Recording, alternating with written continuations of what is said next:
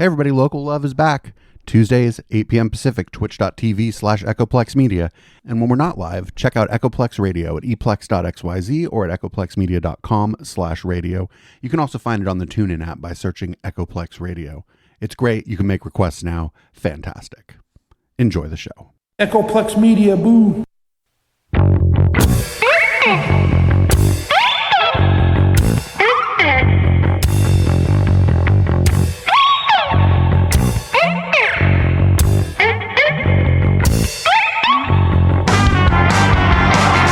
20 motherfuckers in my house. Who are these people? I don't know. 20 motherfuckers hanging around. How long are they gonna stay? I don't know. 20 motherfuckers can't pay the rent. Why is it so expensive? I don't know. 20 motherfuckers riding Google buses. What's wrong with the regular buses? I don't know. 20 motherfuckers in my house today. 20 motherfuckers say they're here to stay. 20 motherfuckers always in my way. 20 motherfuckers, 20 motherfuckers, hey. 20 motherfuckers on the street. What's happening? I don't know. 20 motherfuckers stepping on my feet. What's the rush? I don't know. 20 motherfuckers looking at their phones. What's so important? I don't know. 20 motherfuckers asking for change. You gotta change. I don't know. 20 motherfuckers in my house today. 20 motherfuckers say they're here to stay. 20 motherfuckers always in my way. 20 motherfuckers, 20 motherfuckers, hey. 20 motherfuckers choosing a kale. Is it really worth it? I don't know. 20 motherfuckers eating magic mushrooms. What does it all mean? I don't know. 20 motherfuckers pulling your limbs. How do they do that? I don't know. It's 20 motherfuckers freaking me out.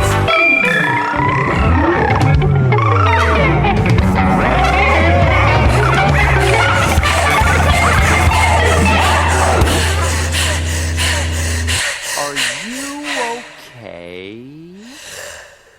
I don't know. 20 motherfuckers in my house today. 20 motherfuckers say they're here to stay. 20 motherfuckers always in my way.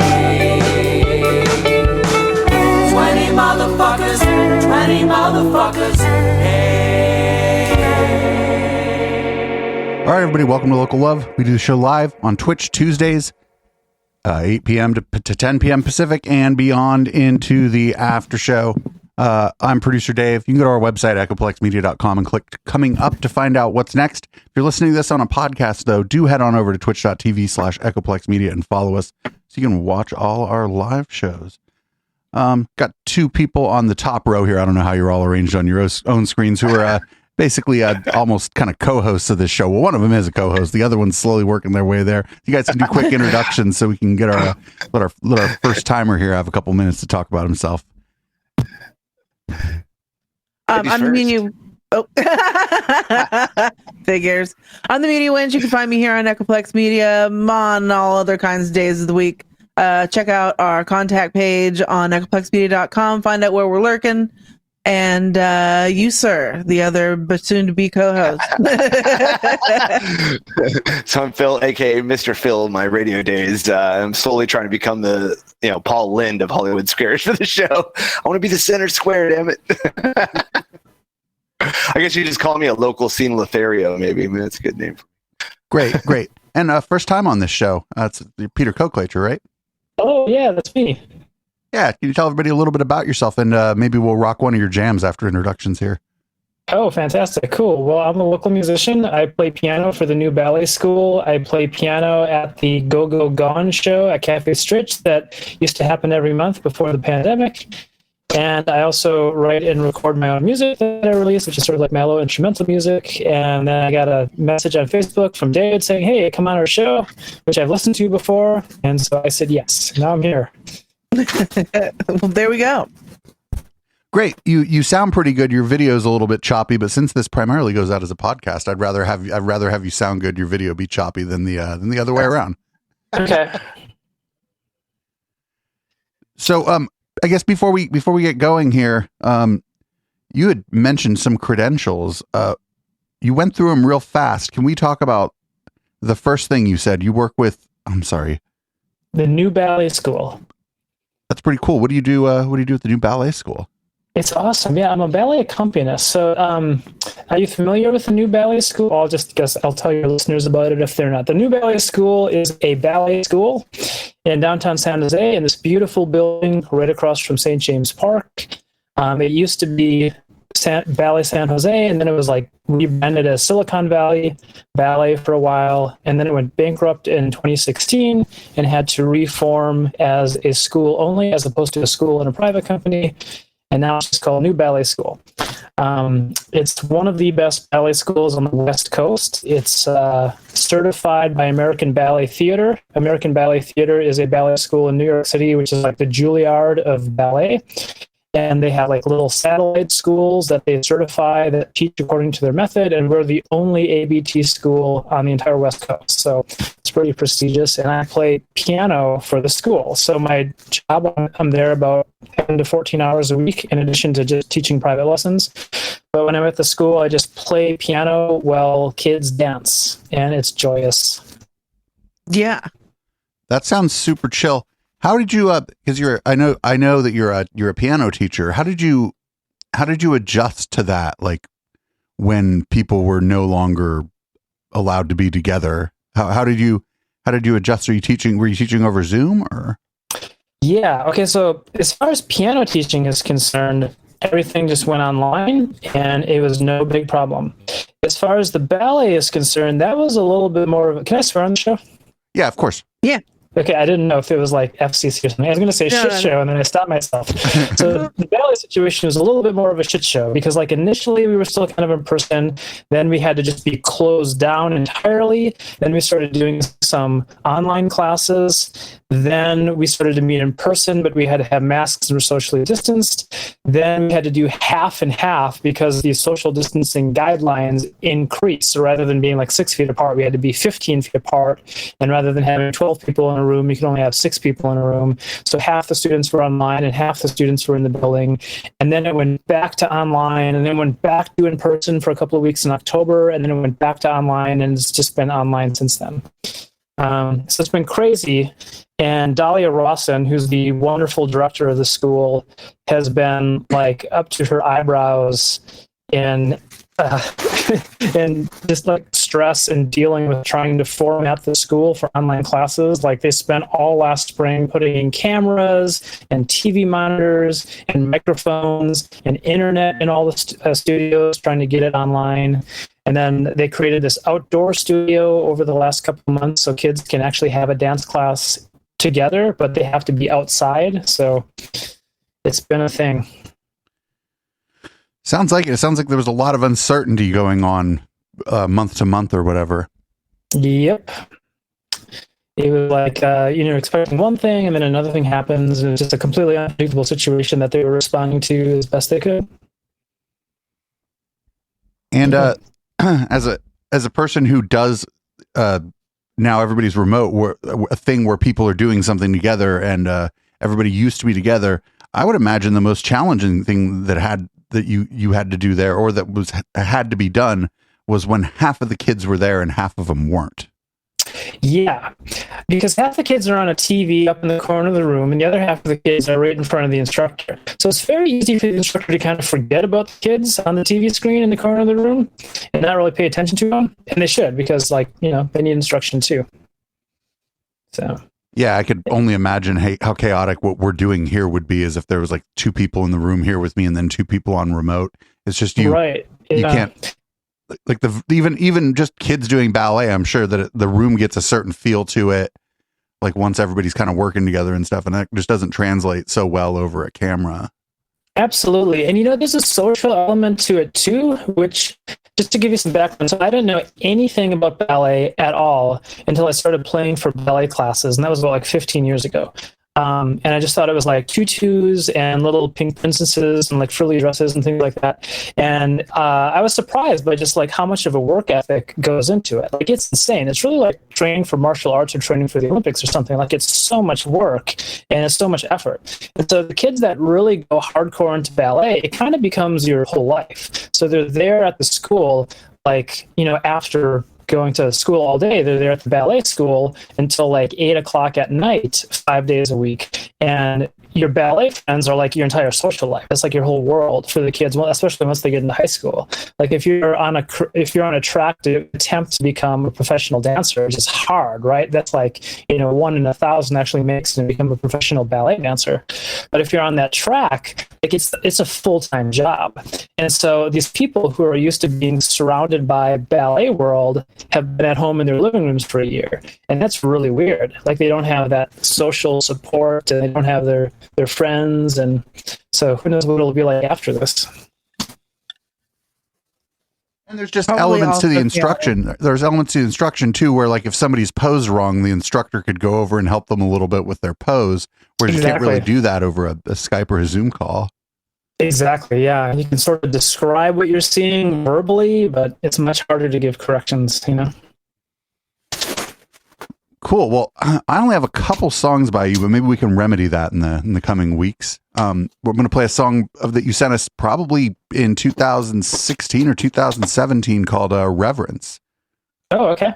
And while I do that, I'm going to go make myself a cocktail because I forgot to do that before the show started.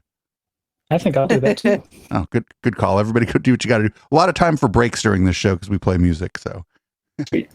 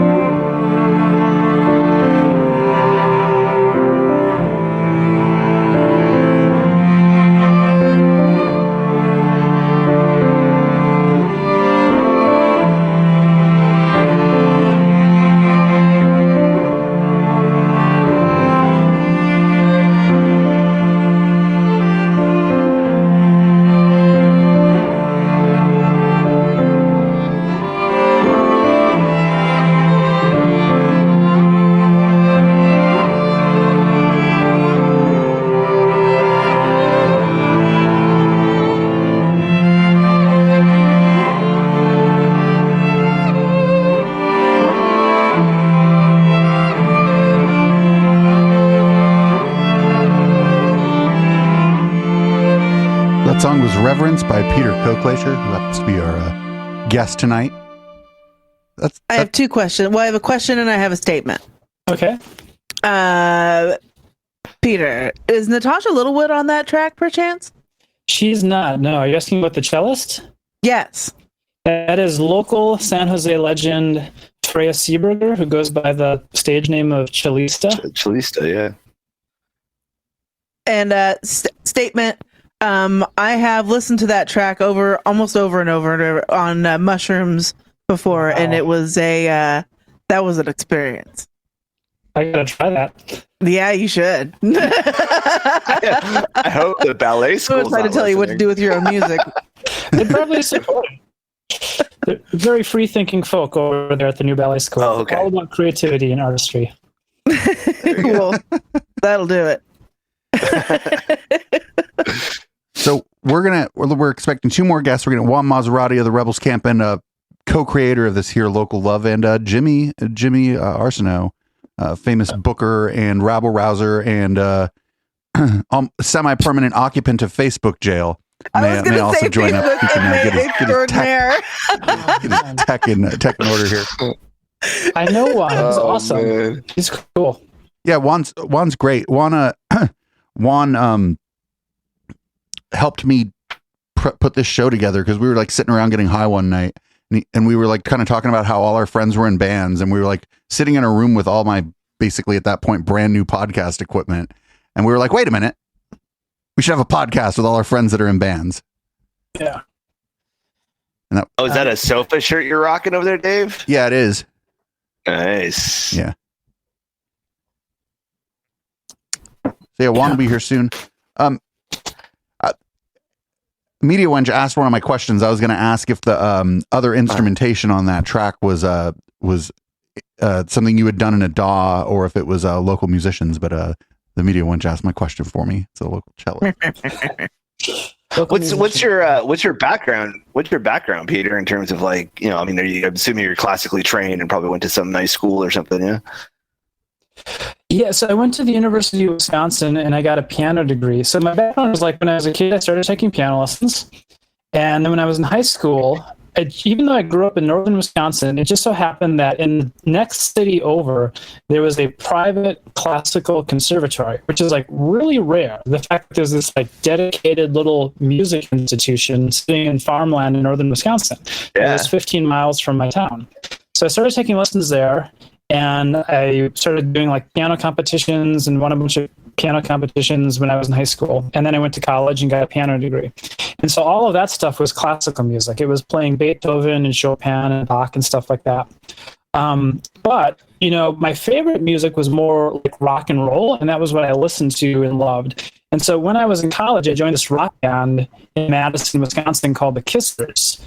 And they were a big local band. Like we never got signed or really made it, but like we would pull 1,000 people to a show in Madison.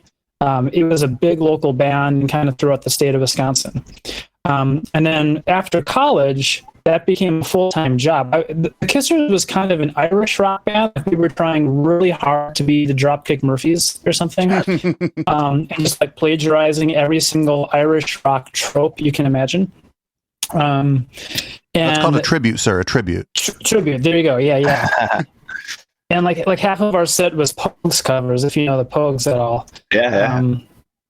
And so we started touring, and for about 2.5 years, it was like a full-time touring thing. Like we literally lived out of an 18-passenger van with a trailer. And we went around and around and around the continental United States, all the way from Boston to San Diego, playing like 220 shows a year for a couple years. Yeah. I mean, it was just like night after night after night. We had a booking agent and we'd just be on these massive, like 11, 12, 13 week tours and then have like 2 weeks off and then do it again. And it was super fun for like the first year and like an absolute hell by like the last 6 months. Because like seeing the country for the first time when you're like 23, it was like the first time I saw the Pacific Ocean and the Rocky Mountains, and like going down to New Orleans and like drinking in the French Quarter and all that stuff. It was like so great. But after 2.5 years of that, you're like, man, I just want to like have some privacy and be able to brush my teeth and get to bed before 3 a.m. and eat a meal that's not at a gas station all the time. And so I ended up leaving the band and moving to Seattle. So then I was in Seattle for 6 years, and I played in a couple of different bands in Seattle. And then I met my wife and I got married, and she got a job here in San Jose as a professor of microbiology at SJSU. So that's why we're here. We moved here for her job. And I moved here, just nothing to do, no career, was twiddling my thumbs. So I just, started teaching piano lessons and found the ballet school, and I'm in a couple bands here. And that's about it. Yeah. Yeah, Wisconsin, you're not too far from one of my favorite Irish bands, Boiled in Lead, out of Minnesota. Oh, yeah. I've heard of those guys. I've heard of those guys. They're pretty awesome. I couldn't hear the Wisconsin until you said Wisconsin. There's 2 words. Okay, first of all, let me back up 1 second. When I moved to Seattle, I still had a little bit of a thick accent, and people would make fun of me. So I intentionally tried to flatten it out a little bit. But there's still 2 words where it really comes out. One is boat, and one is shower. Like, I'm going to take a shower. Like, I have difficulty saying shower like a normal person.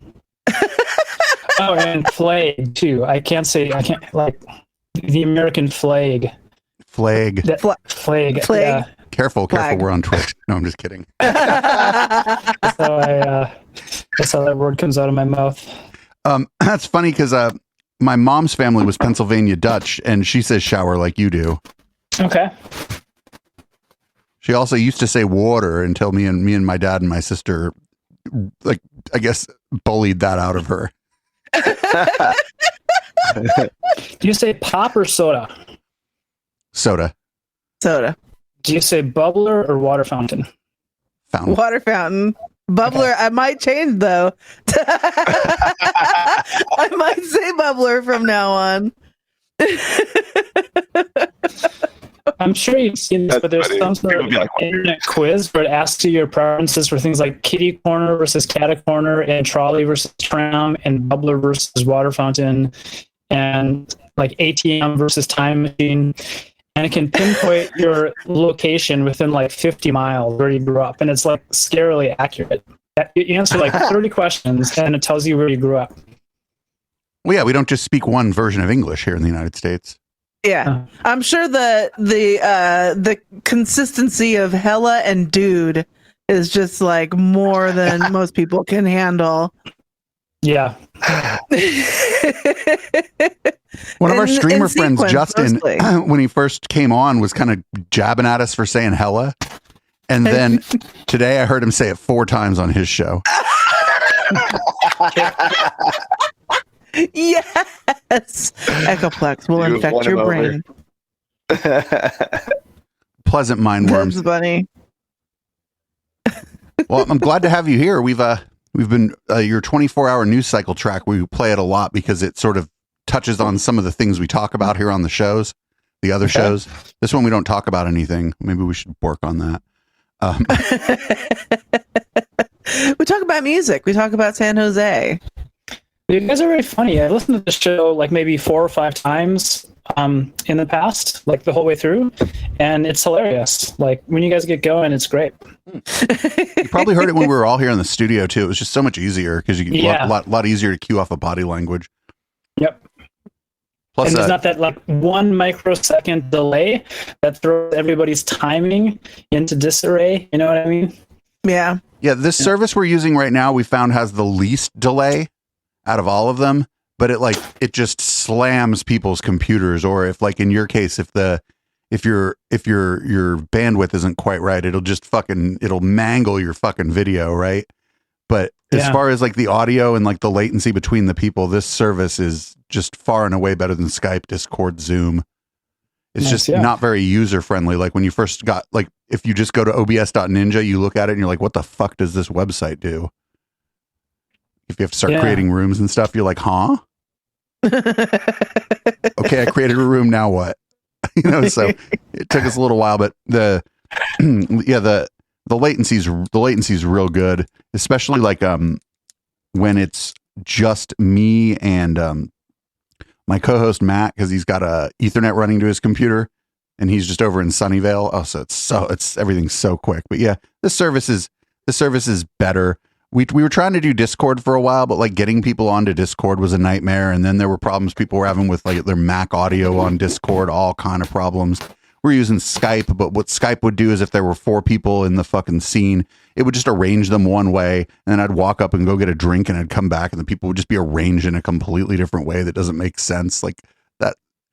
And then Zoom is like really good at what it does, but it's like really bad for broadcasting. So we were like real lucky to find this thing. I could like right now rearrange the 3 of you on the screen, kind of put you wherever I want. It's pretty cool. It's a good feature. Yeah, but again, it's not user friendly. That's always the trade-off. Well, I can hear everybody loud and clear, like crystal clear, which is nice.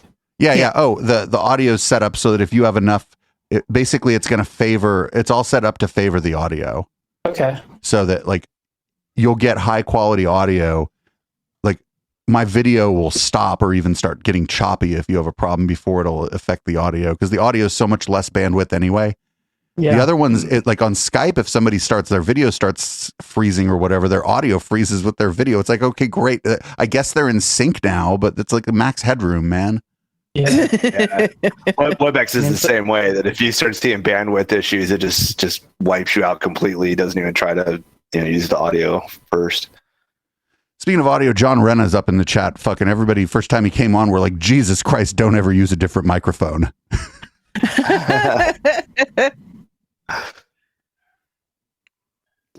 How's my audio? I'm using like the cheap iPhone earbuds, but is it working? Is it clear? Oh yeah, it's fine. It sounds fine. All right. Uh-oh. No. Yeah, that's also another California thing. No, yeah. No. Yeah. Hey, A wild Jimmy has appeared. What the fuck? What's up, Jimmy? Jimmy needs to turn some lights on. Do I really? No. Yeah. No. So, Jimmy, since you just got here, do the introduction. You know the spiel. Read yourself in. Hi. I'm Jimmy Arsenal. I do graphics for several newspapers, but I used to be a talent buyer. Is that back when people had talent? Well, or back when you could buy such a thing? I don't want to answer that question. I'm just fucking around. It could incriminate me. You could end up in FP jail again. Fuck, I really need to put on some lighting in here. I'm like fucking Dr. Doom with the skull and thing and cats. Also, we're punking everybody into getting red lights for their fucking studios too, Dave. Well, I have the hue lights, but they don't really put out a lot of power. I really want some red lights. Yeah. Like Roxanne. Yeah. I mean, you can hire me to come over and fix up your studio. Look at you. Look at mine. What's going on? Not much. I heard you had a few technical difficulties, but once you got past them, what do you think of this service? Well, I love it. I love it on my I'm on my laptop. I've not pulled my laptop away from my TV in like 8 months. So this is the first time I'm actually interacting with my laptop up close, and I kind of dig it. But it was weird because my Android phone and all the other things I have, it just wasn't connecting. So this was the only way I could make it happen. Yeah, I mean, our best practices page says to use a laptop or a computer if you can. But my reason for that was primarily because the screen's bigger and you can see everybody, right? Yeah. I can dig that. Sure. But, I'm so lazy though, and so used to having it over there, and I can remote and watch like Buffy the Vampire Slayer, and I don't have to get up and like move shit. Right? I'm old. I'm lazy. Right, and if he's going to go ahead and give us a diatribe before he gets kicked off of Facebook again, it's from his phone and his kitchen table. Yeah. So, Jimmy and Peter, do you cats know each other? I don't know if we do. Hi, Jimmy. I'm Peter. Hey, Peter. What's up, man? Why am I not seeing Peter on the screen? What's going on here? Oh, that's Why weird. am I not seeing everybody? Oh, that's odd. Okay, there we go. Okay, Got it. good. Well, Jimmy knows of Peter because Peter was the guy that did all the piano stuff for the sofa Christmas stuff. Yes. Amazing. Thanks, man. Super amazing. It was fun. Did you guys see the Hanukkah bass solo part of the Sofa Christmas special? Yeah. That was the best part of my entire year, right there. So Peter, we actually had a view party with all the people that are on the production staff, the night that it was out. So we watched the whole thing from end to end. It was awesome. It was fun. It was kind of ridiculous how over the top it was. Like, it was emotional for a lot of us. Yeah. Yeah. We were fucking broken little bitches watching Silver Street Fair holiday special. Like, fuck, I wish Charlie Brown Christmas was still around. They can't do the Thanksgiving special with Roscoe, the only guy that sits at the end of the table. I don't know what that means. Yeah. Anyway. Well, good. Well, I'm glad to have you here. I'm indifferent about your lighting, to be honest. Are you sure about me? I could bring it up a little bit if you want me to. I'm indifferent. Really I'm indifferent. We'll let newly knighted moderator Phil can decide if you need more light or not. I mean, this is nice. This is normally my lighting is this. Watch this. This is going to be crazy. This is normally my lighting. I mean, I'm indifferent to that as well. We're like mushrooms. We do better in the dark. I look really good in the dark, apparently. Hold on. Let me turn on another light, you fucking creeps. I look really good on the radio. Yeah. Got a face for radio, as we always said. No longer a show on Echoplex Media. All right, you fucking fucks. Here I am. Here comes the sun. Really? Do you really want to see all this leather? I mean, usually. Ruggedized. I mean, this is Judas Priest on my face right now. Like, not, well, okay, maybe Rob Halford, but whatever. God bless Rob Halford. Well, before we're gonna play "What's Your Plan for the Wasteland" by the Roughies in a second, because of course we are. But what has been your experience? Are you currently in Facebook jail? No, I'm not. I'm out. Yeah, I got out. I tried to send you some money so you could buy some soups, but I couldn't figure out how to do it. So I could hit up the commissary, get some soup, some cup of noodles. Thanks for bringing up old shit. I had to cut a guy for a couple of Marlboros. Hey, man. I've done less for a couple Marlboros. I had to shank a fool. Straight up, dude. Top ramen is fucking real. Don't even. They wouldn't bring me around. any organic kale. No, Dad. Yeah, we ain't getting treated like what's his face, like the QAnon shaman or whatever. Oh yeah, the vegan diet. No, organic. Organic food in prison. The crazy part of it was that me and Jimmy and a couple of our friends got warnings, and it was for saying whore on Facebook, not even calling someone a whore, just using the word whore. It was like, how is this a problem?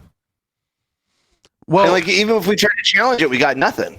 Well, the thing about that's weird is that, and maybe this is a little out of the scope of what we usually do around here, but I think that fucking algorithm is like really good at policing your tone, but it doesn't care what you're actually fucking saying. Yeah. Wow. Well, that's kind of heavy. Well, the phrase that got me in trouble was I was ripping off the song lyric. If you want to ride, don't ride the white whore. And it was like, oh, wait, it's a song lyric. No, you're fucking a dick right now. You're fucking not giving them the full chain of events. Oh, okay. The whole that became a whole. Like, we all wanted to fucking get hit by Facebook, and we did. Oh man.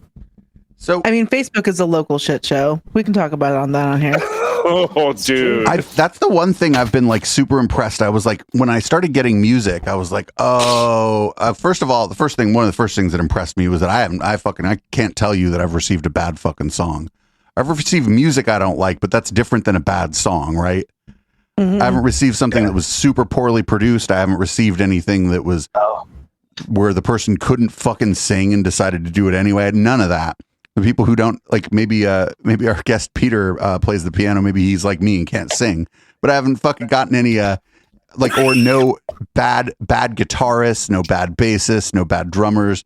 Like, but the other thing that surprised me is once I started making more friends with everybody, I was like, oh, these people all generally have a good position on the world around them. Mine.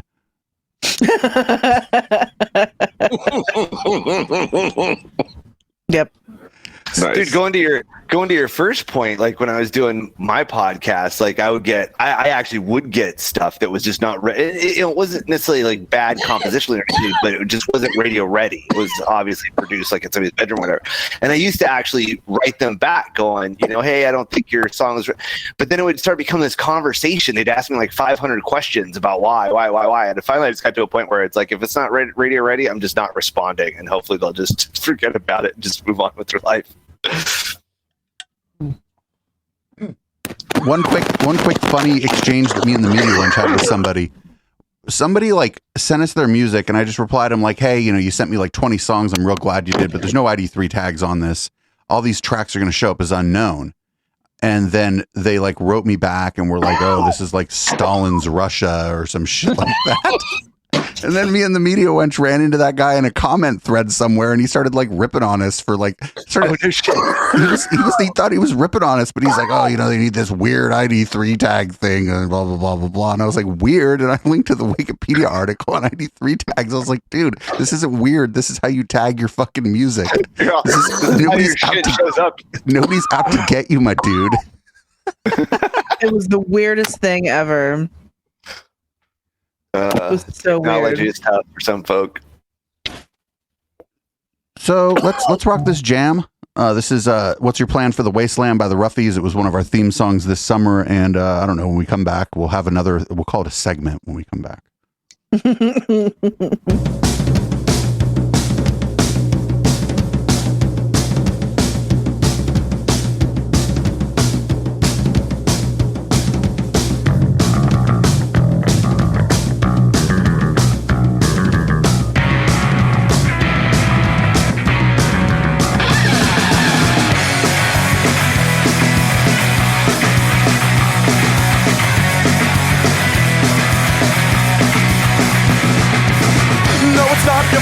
Didn't make it to the vault in a pool of blood from the police assault. No revolution, instead your body beaten blue and red and a bright white light on the horizon instead. Then the napalm drops and the flames won't stop. The teacher's dead, preacher's dead, soldiers dead, cops. The napalm drops and the flames won't stop. The teacher's dead, preacher's dead, soldiers dead, cops. What you gonna do when no one comes for you? You better make a plan for the wasteland.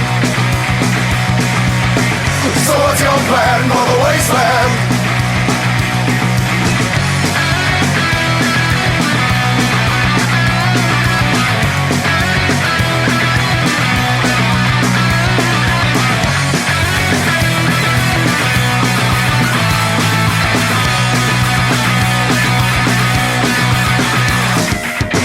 No mutants or martyrs, just malnourished kids telling stories about all the fun stuff we did. No gas for the car and no shells for the gun, so sit back, relax, let the cannibals come. You wish they were zombies, but there's breath in their lungs. Breath in their lungs. What you gonna do when no one comes for you? Oh, what you gonna do when the hungry humans come for you? You better make a plan for the wasteland. So what's your plan for the wasteland? What's your plan for the wasteland? So what's your plan for the wasteland?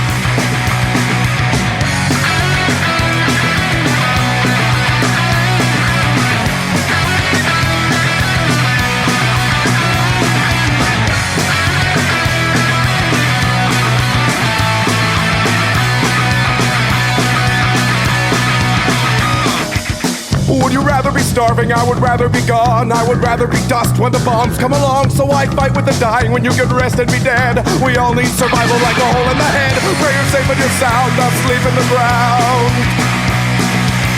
Pray the first fucking target is this quaint little town. When the gas came you choked, when the fun came you drowned. What you gonna do when no one comes for you? Oh, what you gonna do when the consequences come for you? You better make a plan for the wasteland.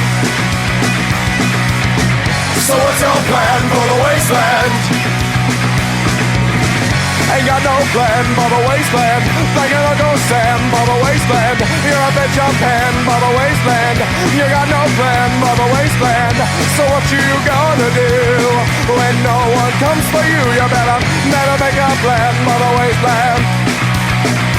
You better make a plan for the wasteland.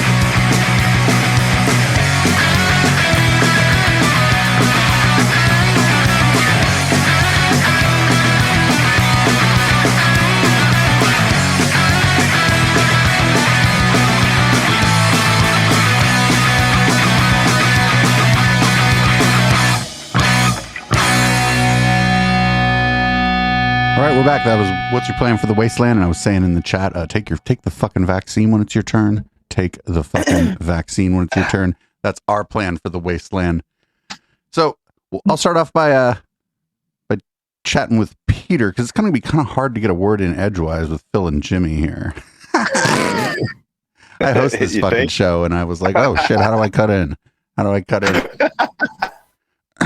outside of doing like your teaching and trying to help the ballet group in whatever way you can, what have you been doing to keep your fucking head on straight during all this? Because it's all kind of stressful, isn't it?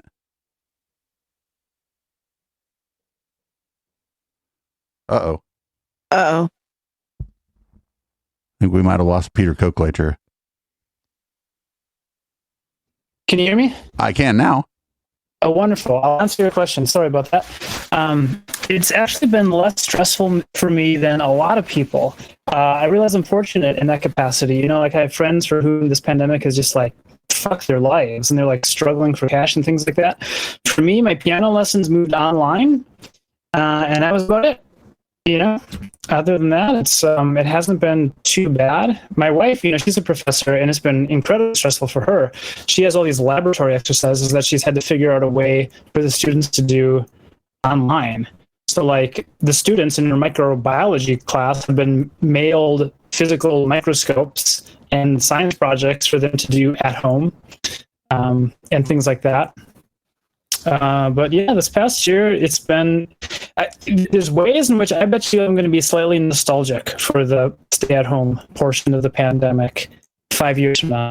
I won't be nostalgic for the death or Donald Trump, but I'll be nostalgic for the fact that I get to, like, you know, not commute in heavy traffic and, you know, wear sweatpants at work and hang out with my cats. My commute went from like 35 minutes a day to like 12. Yeah. Where do you have to commute to? From the south side, San Jose, to the north side, basically where 880 and 101 is. Okay. Like nothing. And what's your job that you're working at? I do a supply chain tech, so all the PCB materials. Okay.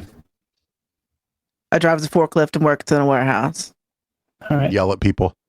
Lift thousands of pounds of copper a day, basically. Oh.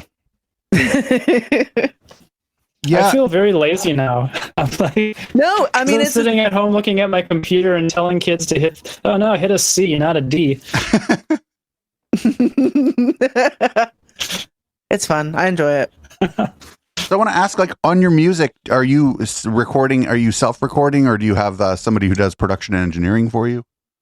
Mostly self-recording. I have an engineer named Kenny Schick, who's from the area, although he recently moved to Nashville. And he does my mastering. And Kenny is amazing. He's a great guy. He's a great musician himself. He can sing, he can play guitar. If you want anything on your album, he will do it. And so my first album, he did all the recording. I have 3 albums out now, and the first one was recorded with like microphones on a real piano, and the last 2 have been more digital instruments that I recorded on my laptop and then just sent it to Kenny for some polishing before putting it out into the world. Cool. Well, I have like 5 of your songs, and I heard you have 3 albums, and now I'm going to kick you off my show because I don't have your music. and for those not in the know, Kenny Schick from the seminal Bay Area band Dot 3 that were very popular in the mid 80s, early 90s. Yeah. Adam Rainstopper in our chat, one of our regulars, another sheriff. It's all sheriffs and VIPs in the chat tonight. We're not making fun of Dave Rubin or anything, so there's not fucking dozens of people in the chat. There's ones of people in the chat, but that's okay. Adam was saying that everybody needs to take the vaccine so that he can go play a fucking gig. Anti. Yeah. Okay, good. Who was he asking about? He said, wait, people that are pro Dave Rubin or anti Dave Rubin? I said anti. He's so good. No, dude, that guy's really stupid.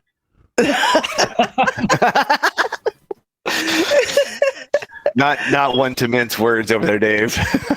I just don't like longest break ever. What's up? Oh, that's all right, man.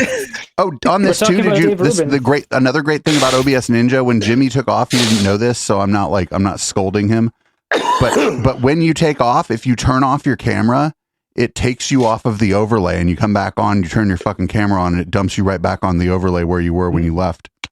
Oh, nice. Or not. No, it's brilliant. No, I mean, without everything all freaking out. You just fucking come in like the Kool-Aid man after your little break. Oh yeah! Nice. What's up? Peter, I actually do like kind of hearing that people had an okay time with this. My experience has been that it's been a mixed bag, right? Because like I stream on Friday and Saturday night now, and there's no world in which I would have sat at home in front of my computer talking into a microphone and a camera for people on Twitch who want me to dunk on Dave Rubin on Friday and Saturday night. Although getting White Girl Wasted on Campbell Avenue is where I would have been, right? Like, oh shit, it's a cat video now. White Girl Wasted. I've never heard that phrase before, but I knew exactly what you meant as soon as you've been to Los Gatos before. Of course you fucking know exactly what White Girl Wasted is. Yeah, I assume it also means like 6-inch heels that you're tripping in.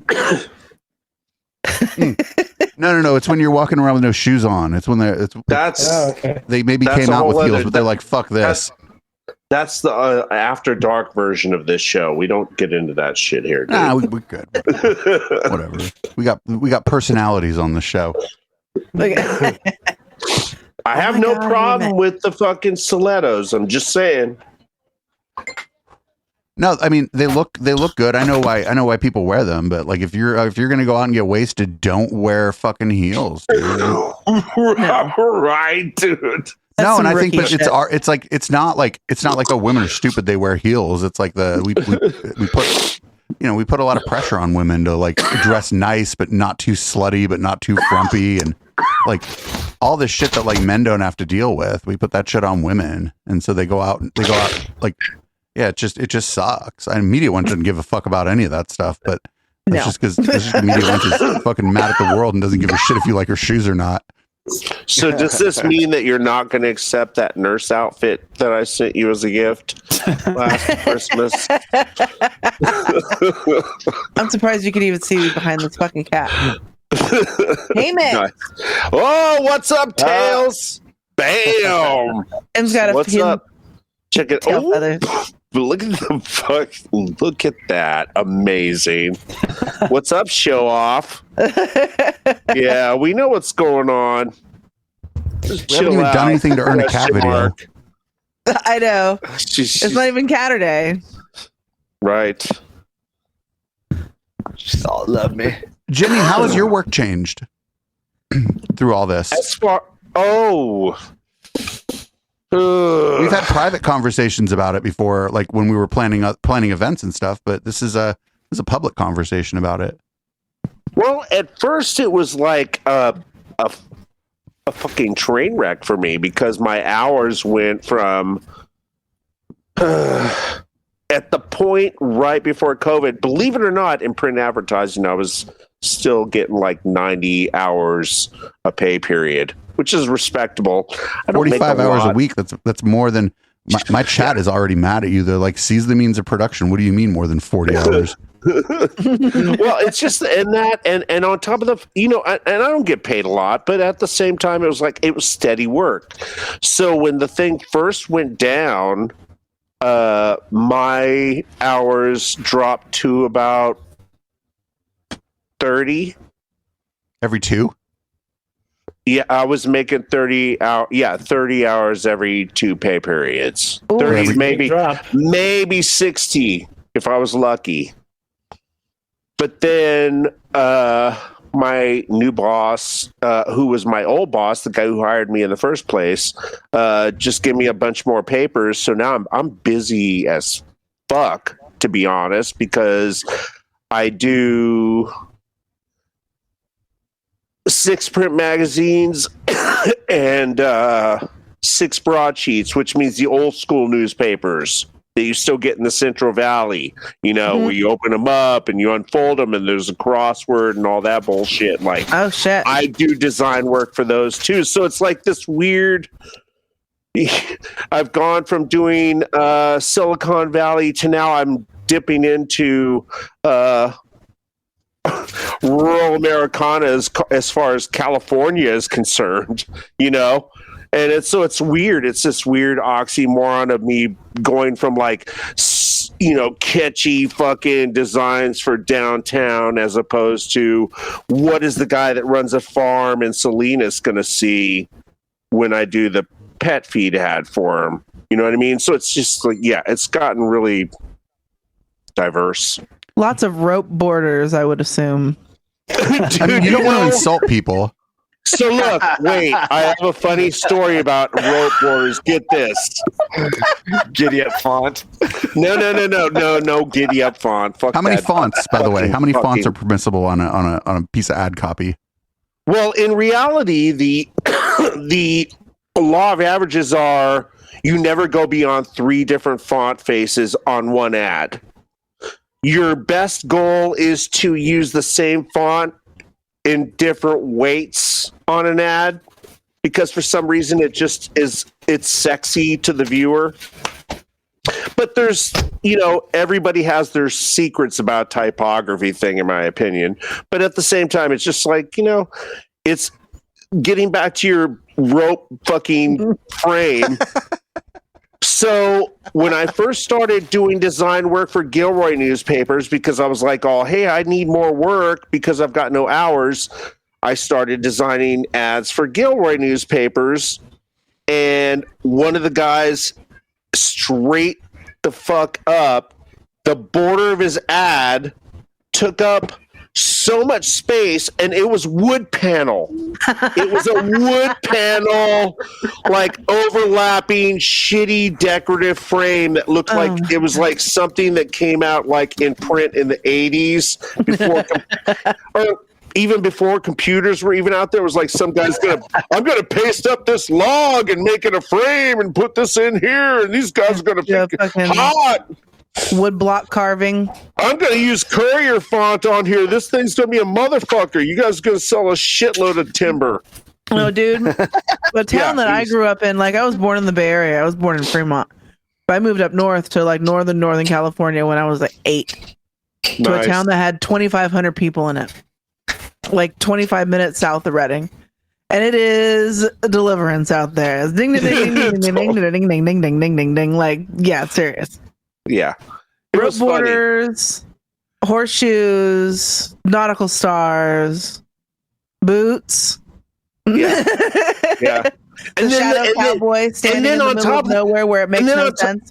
And then there's like this, and then there's a brown sepia tone picture of wood to the left, and then this really shitty feathered out fucking copy of him and his dad in the same sepia tone over the top of the wood prices for that week. Beautiful.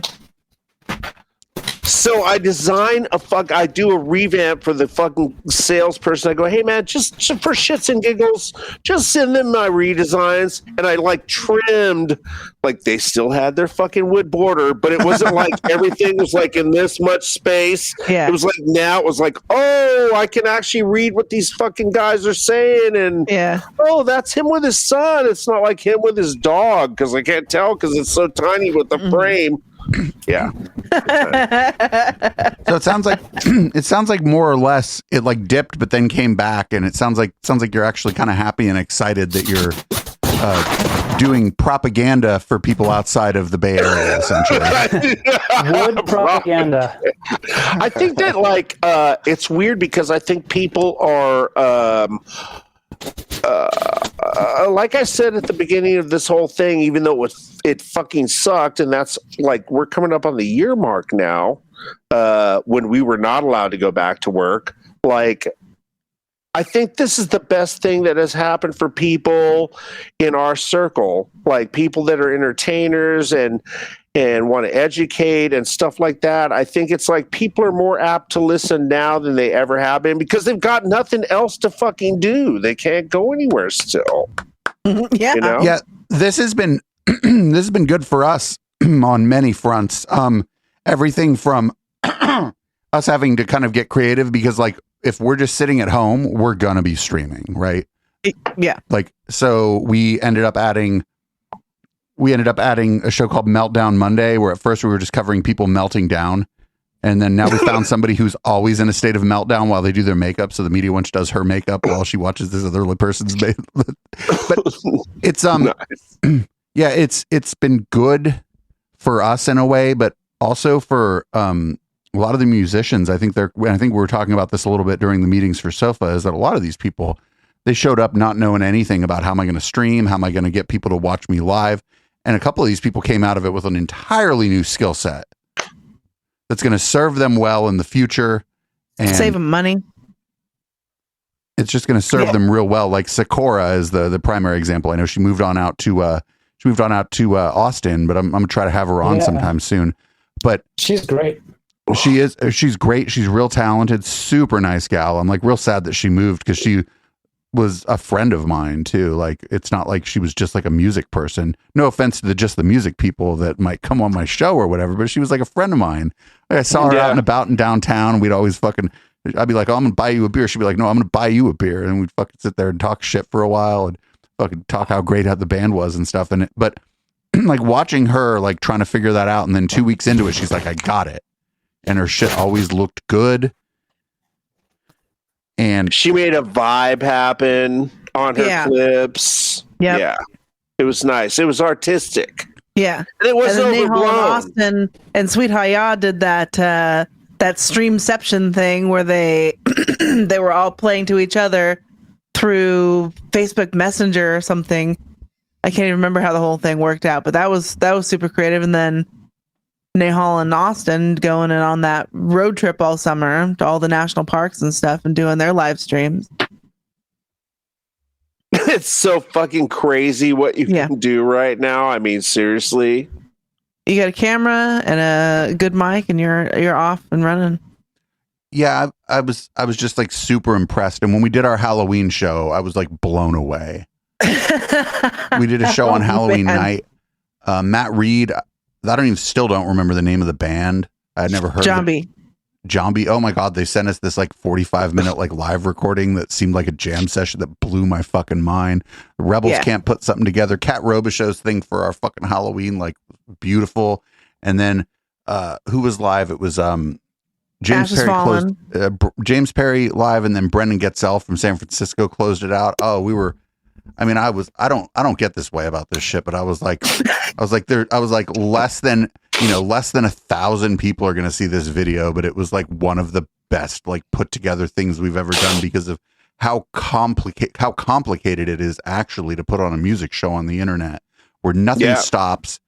When the music's not on, the hosts are still talking sort of in the realm of music, interviewing the guests, like all this stuff is like, it's, I was just like, everybody like brought their best shit when we did our Halloween show. And when we did the first Sofa too, I mean, like, I saw that the news was covering it. And so instead of like waiting until the show started, like literally an hour and a half before the show started, I just put up a feed with a blank image with like all the local bands on shuffle. And that shit had like 80, 100 views like before we even fucking came on the camera.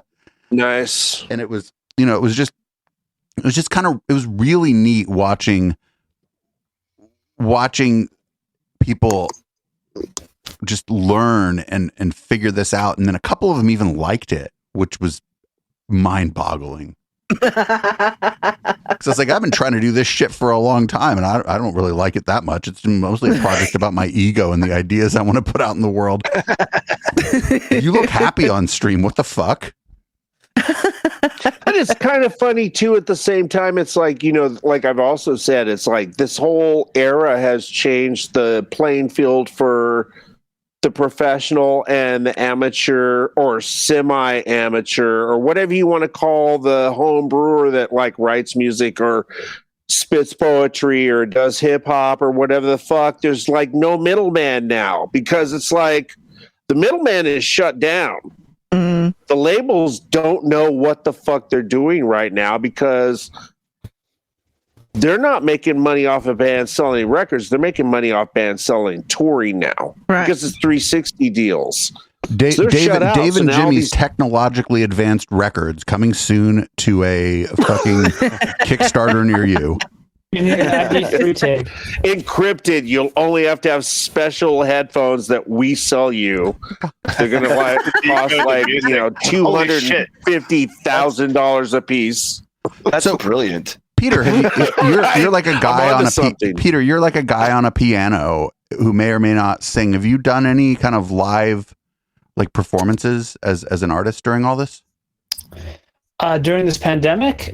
Yeah, like live on the internet performances or whatever. Yes.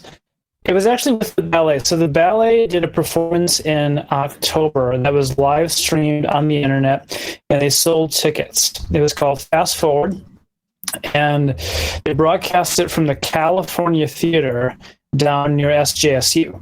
And so that theater got like retrofitted with like thousands of dollars worth of like high-end, like Hollywood caliber cameras to broadcast live performances for this pandemic. And the ballet was like the first big internet show that they did. So they had me compose about 20 minutes worth of music for that ballet performance. It was like me performing the music live with a string quartet in the socially distanced pit, like grand piano, cello, viola, and 2 violins, all of us wearing masks and sitting like, 10 feet apart. And then the ballet dancers were up on stage with the backdrop, and the whole thing was like filmed, and all the seats in the auditorium were empty except for like Dahlia, the director, and like 2 or 3 camera guys, and then like 2 or 3 production assistants, and that was it. So that was interesting. It's weird to perform in a theater like that and not have other human beings watching you and like applauding and responding in real time, It's super weird. It's super weird. And I'm not throwing any shade at the performers who couldn't do it, right? Because like legitimately, like streaming, whatever. Like we were used to streaming for nobody for a while. Our other shows do pretty well. I almost pay for what this room would rent for by streaming out of this room, which is insane. But the flip side is like, I'm a DJ and like I've, played SF Pride, Silicon Valley Pride. I've played at Splash. I play Bike Party regularly. And I played for Bike Party. The first time we did a virtual Bike Party, there was like a Zoom thing going on, and there were like, 30 or 40 people there, and I was broadcasting to the Conduit, which is a different website where, like our whole enterprise won't come down here because of copyright, because it's like not where our money is made. And there were like 90 or 100 people watching there, and it just felt like this weird fucked up facsimile of what happens at Bike Party when I DJ at Bike Party. Do you know what I'm saying? It felt like this. I knew there were a bunch of people listening more than generally listen to me on the Conduit, but it just felt so. It wasn't the same, dude. It wasn't some like the first time I played Bike Party, some little girl was like fascinated by what I was doing. And after I was done, she said, I want to learn to DJ. And like, I saw somebody kind of looking over and I saw her dad and he was on like a $6,000 bike. And I'm like, you know what? Your dad's got a very expensive bike. I bet he'll fucking buy you some DJ equipment. He can't afford a turntable. I was like, I recognize the bike as one that I would never buy. And, but that's just never going to happen. Like virtually these kinds of experiences or like, you know, in San Jose, the only good gig I play is Bike Party. When I show up and start setting up and like people on their bikes start kind of circling around me and they're like saying, oh, good. You know, I don't, you know, last month was fine, but like, we love it when you play that shit. You don't get that because I don't want the audience talking to me over speakers while I'm trying to DJ here in an extra room at my apartment. And it's just, you know, like, it's like devoid of one of the aspects of performing that's important. Yeah. Like, and you were in like a concert hall and it was empty. Right. It was kind of eerie. On one hand, it really felt like a dress rehearsal, even though I knew there were several hundred people watching it. Yeah. I mean, it's great. And, I'm glad that they bought all that stuff and I'm glad that they did all that and they'll probably use it going forward to record their performances, put it on YouTube or whatever. But it just all feels, I don't know. It all feels like going and performing for an audience. What I really miss is like an illegal party in a warehouse where the cops might come. Mm-hmm. That's the shit I really miss. I'm like, oh shit, it's about 2 a.m. I'm about to start. This is prime time for the fucking police to come. Everybody here is like 20 and I'm 44. They're going to take me. This isn't my party, but they're going to be like, oh, look, there's an old guy. He's in charge. Must be his party. He can't run. He can't run. I don't know. So I just turned 40, right? So I'm also a little bit older. About 5 years ago, I was at a... Wait, did you just say you're 40? Yeah, I turned 40. Yeah, fuck off, you fucking bitch. Bunch of babies over here. Fucking cunt. Man, it's a good thing you're like the nicest guy in the world. Otherwise, everybody here would just mute me on you. 40. Okay, so a couple years ago, I was at a party at Santa Clara University. I was there because I also do a DJ show there, like once a week when we're not in the middle of a pandemic. I have a show at the radio station at Santa Clara University, KSCU. And so I'm friends with some of the DJs there. And it's interesting because at the radio station, there's like two types of DJs. They're either college students or they're like 50-year-old guys that were in punk bands in 1984. And that's it. There's like no middle ground. And but we all know each other, and so like I went to a college party, and I'm like 36, and I'm sort of the weird old guy, feeling nostalgic for beer pong, and the cops busted it, and they started giving out drink tickets except for me. They looked at my ID, like, oh, you're old, okay, just go home. They just let me go. And I gotta say, I sort of felt cool and young again. It's like, oh, I'm at a party and the cops busted it. Yeah, it was like reliving my youth. Yeah, that's like nice.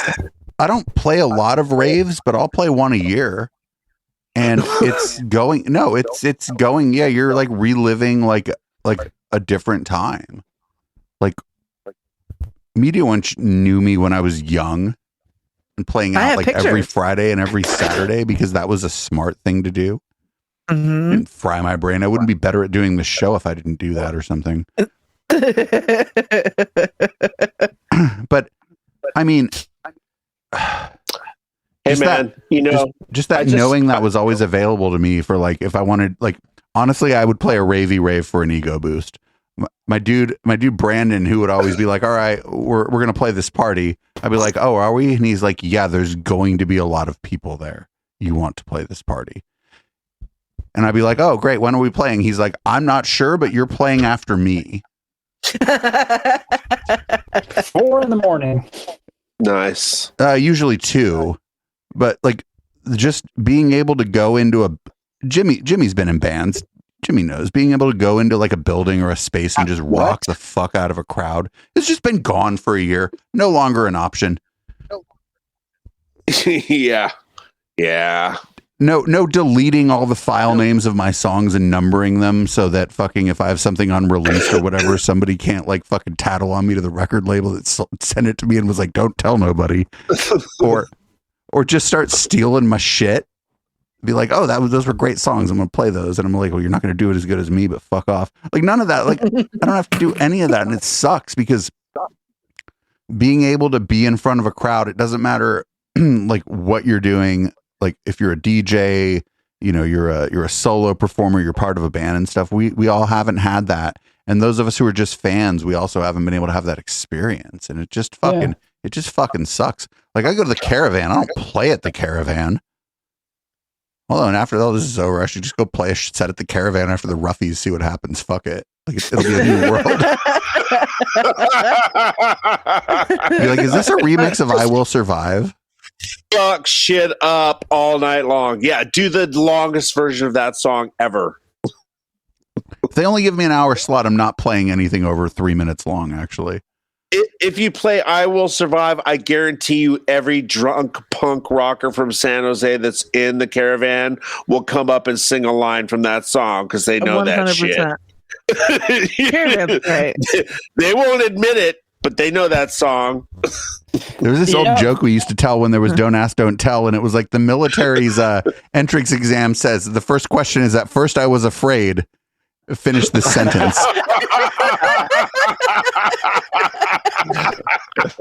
When I was in high school, I thought the song was written by Hake. Man. You know, you need to stop showing how young you are, dude, because I'm just like totally like knocking you down the tree a little bit right now.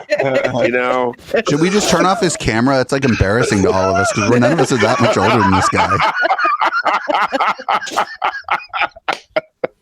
That Wisconsin air. No. He's got to stay now. So, Media Wench, as far as like in the content creation sphere, what do you think has been like good for you as a content creator, and what has been bad for you as a content creator under lockdown's a shitty word, under kind of the stay-at-home advisory, we'll call it. No, lockdown's good. I mean, you're as locked down as you want to participate in. This is fucking California after all. Probably the best thing was probably streaming more often. It got me like to be able to get into a better groove. You and I have a rapport. I can read your face from 100 miles away. So, I haven't even made a bad face all night tonight, have I? You haven't. I am keenly aware of Dave's face. But also, shit, don't clip that.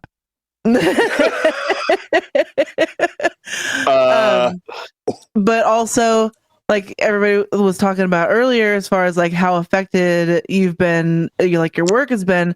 Like I've been working full time at work this whole time, and I'm very #blessed for that.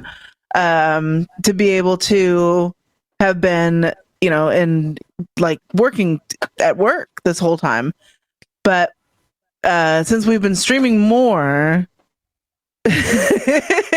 And I still have the same work schedule, it's like hard to find reasons to sneak away to send like 15 text messages and maintain multiple conversations while I'm trying to book things. And because during the summer I was booking 7 to 9 bands a week for between Sofa Saturdays and Local Love, live performances, interviews, like all kinds of shit.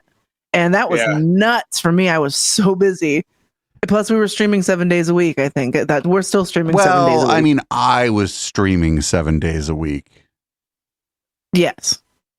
Now you're streaming all the different. What's been the bad part? Because you're just describing the good part. The good part is where you do work that I don't have to do. So, what was been the bad part? Wow. What's been the bad part? The bad part is. I just don't have any. Well, streaming so much. I don't know. I don't really have a bad part. Oh, here's the bad part. you and your girls haven't been dancing next to the mayor at fucking bike parties since 2018. That's true. That's true. Because I took my kids to bike party. Also, the San Jose mayor is kind of a piece of shit. They have their own bikes now. They were like, "Can we take our bikes to bike party?" Sam. If your kids want to ride bike party sometime that I'm not playing, absolutely. That'd be super fun. Yeah. In fact, all of y'all on this screen better come to bike party the second time it comes out. Because the first time I'm going to play that shit. Because there's going to be like fucking 20,000 people at bike party and the police are going to declare a riot. I do have a bike, but I'm terrified that I'm going to crash many times. Because if Phil's going to ride bikes with me, then we're going to get drunk. Oh, dude! The great thing about bike party is if you're in the middle of that shit, it moves at 3 to 6 miles an hour. I got it. I'm in. I'm good. If you're starting to feel a little uncomfortable, you can just take your feet off the pedals and just scoot yourself with your feet on the ground. Like a fucking kid, right? If we all go to bike party, it's leave no person behind, man. If you stop, we're just all going to stop with you. Google searching adult training wheels as we speak. Right. Awesome adult training. So that's actually a good one. Phil, have you been to bike party? I have not actually. I've seen it. Oh yeah. Jimmy, have you been to bike party? No, I never have. Peter, have you been to bike party? I have not. Do you have a bicycle? Well, he was just born like fucking 10 years ago. 1970s Schwinn Super Sport. Dude, you will have the dopest bike at bike party. No, don't even give him that. He's like 12 years old. Just not. Dude, this guy's as old as I am almost. Whatever, dude. He has the best genes. Media went, you've been to bike party, but you got to get a bike and we got to ride it. Especially now that your girls got bikes. Are you? Juan bought a bike.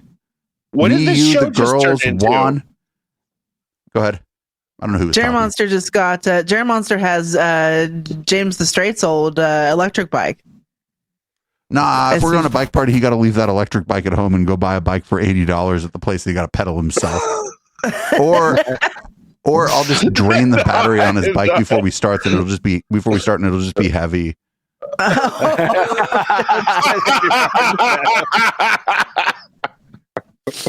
I can't believe 20 people are watching us right now. Oh, also thank you, Lord Angel 07 for following us. I don't know. Did you get what did they get for following us? Was it a Tom Cruise? I think they got a Tom Cruise. Yeah, it's a Tom Cruise. And that dope ass fucking jacket. Wait. I don't understand. They get Tom Cruise? Oh yeah, this is a whole other thing going on over here at Twitch. Like, so when people follow us, like a little GIF comes up on the screen. It used to be a lot of things, but now it's Tom Cruise hugging the leader of Scientology, and it's like, oh you followed this. Fucking amazing. When I lived in Seattle, I worked at a Scientology school once a week, teaching a music class. That was kind of interesting. Wait, what? Yeah. You've crossed over into Thursday show territory, sir. Is that good or bad? I was just starting to like you. No, no. Wait a minute. Hold on. I'm not a Scientologist. I'm not going to, dude, I'm not accusing any of you of being a Scientologist. And in fact, like, there's not a lot of things where I won't play your music.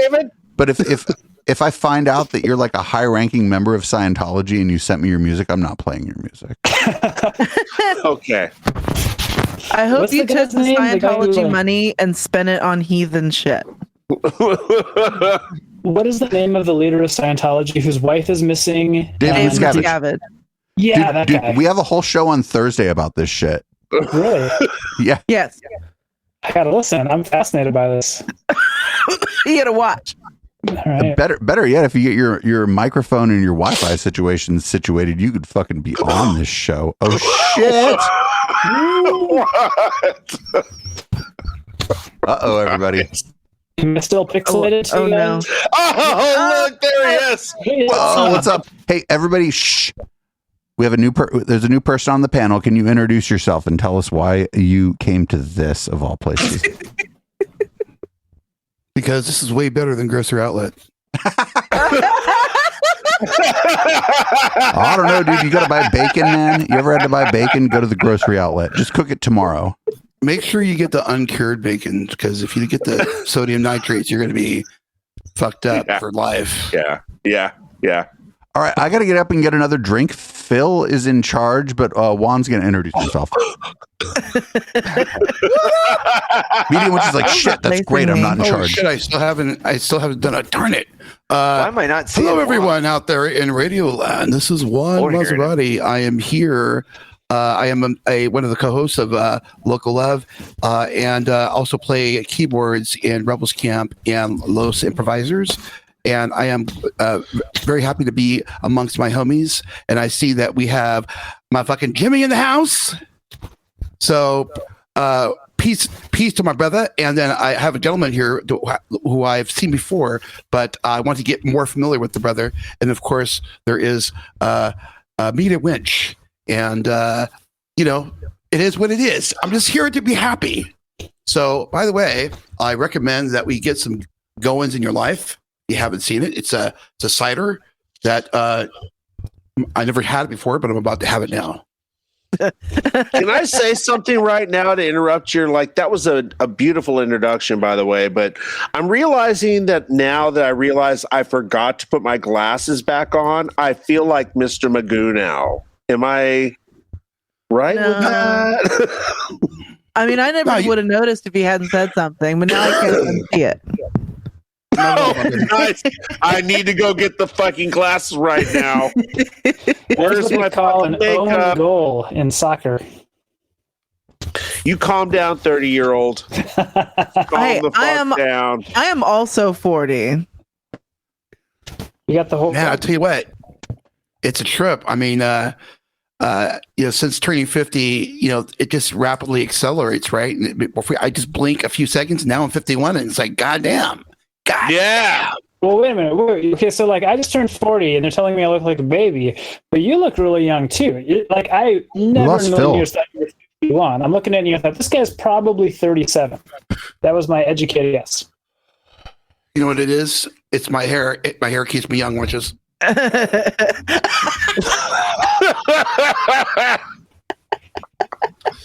had to keep it under wraps. I had to keep it under wraps because it was just like getting too gnarly for me. So I'm gonna read some stuff from the chat here. We got my dudes Juan. But hold on, hold on. I'm gonna read some stuff from the chat. We got my dudes. Hey, hold on. Hey, hold on. Really kind of hey, hold on. Hey, hold on. What's going on here? What's going on? We got some my dudes Juan. We got maybe a little Magoo, and then we got really stoned Magoo. That's just what people in the chat are saying. Somebody say something. Oh, that's right. I'm supposed to put my headphones on. I was like, why can't I hear any of these people? Oh, they're talking. I am so high one of these right guys now. is the host of this show, and he's telling me to shut the fuck up. What's going on? Dave and I are the only ones that fly close to the sun, and we don't have any. We hate headphones. Oh, I run a noise gate instead of headphones.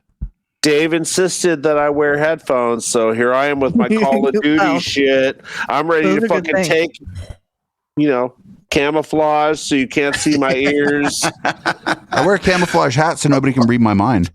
There you go. Sure. Yeah, man. Jimmy, that's those serious cans, man. I love them. Thanks. They sound great. Ryan Reynoso actually left something sweet when he moved out, and it was these headphones. Yes. All right. And a little bit of his smell. Just it still smelled a little bit like him for a while, and I'm glad it's gone.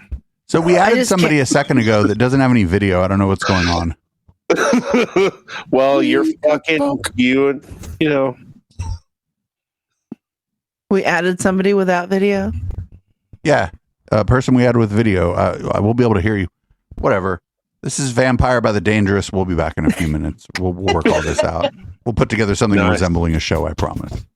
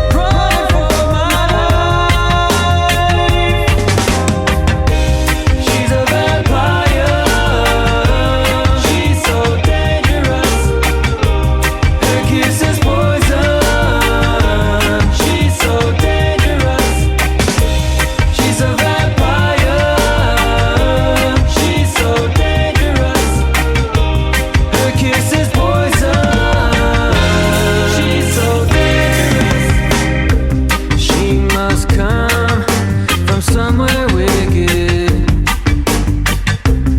Her thirst for blood is never ending. I hear her calling night after night. So I keep on running, running for my life. She's a vampire, she's so dangerous. Her kiss is poison, she's so dangerous. She's a vampire, she's so dangerous. Her kiss is poison, she's so dangerous.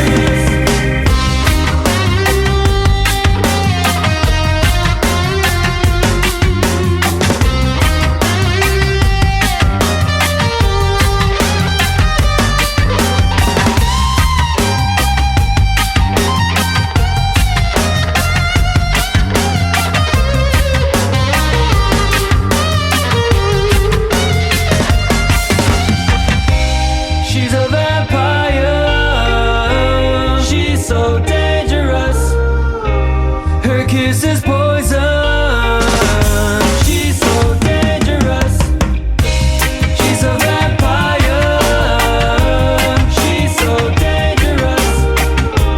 Her kiss is poison, she's so dangerous. She's a vampire, she's a vampire.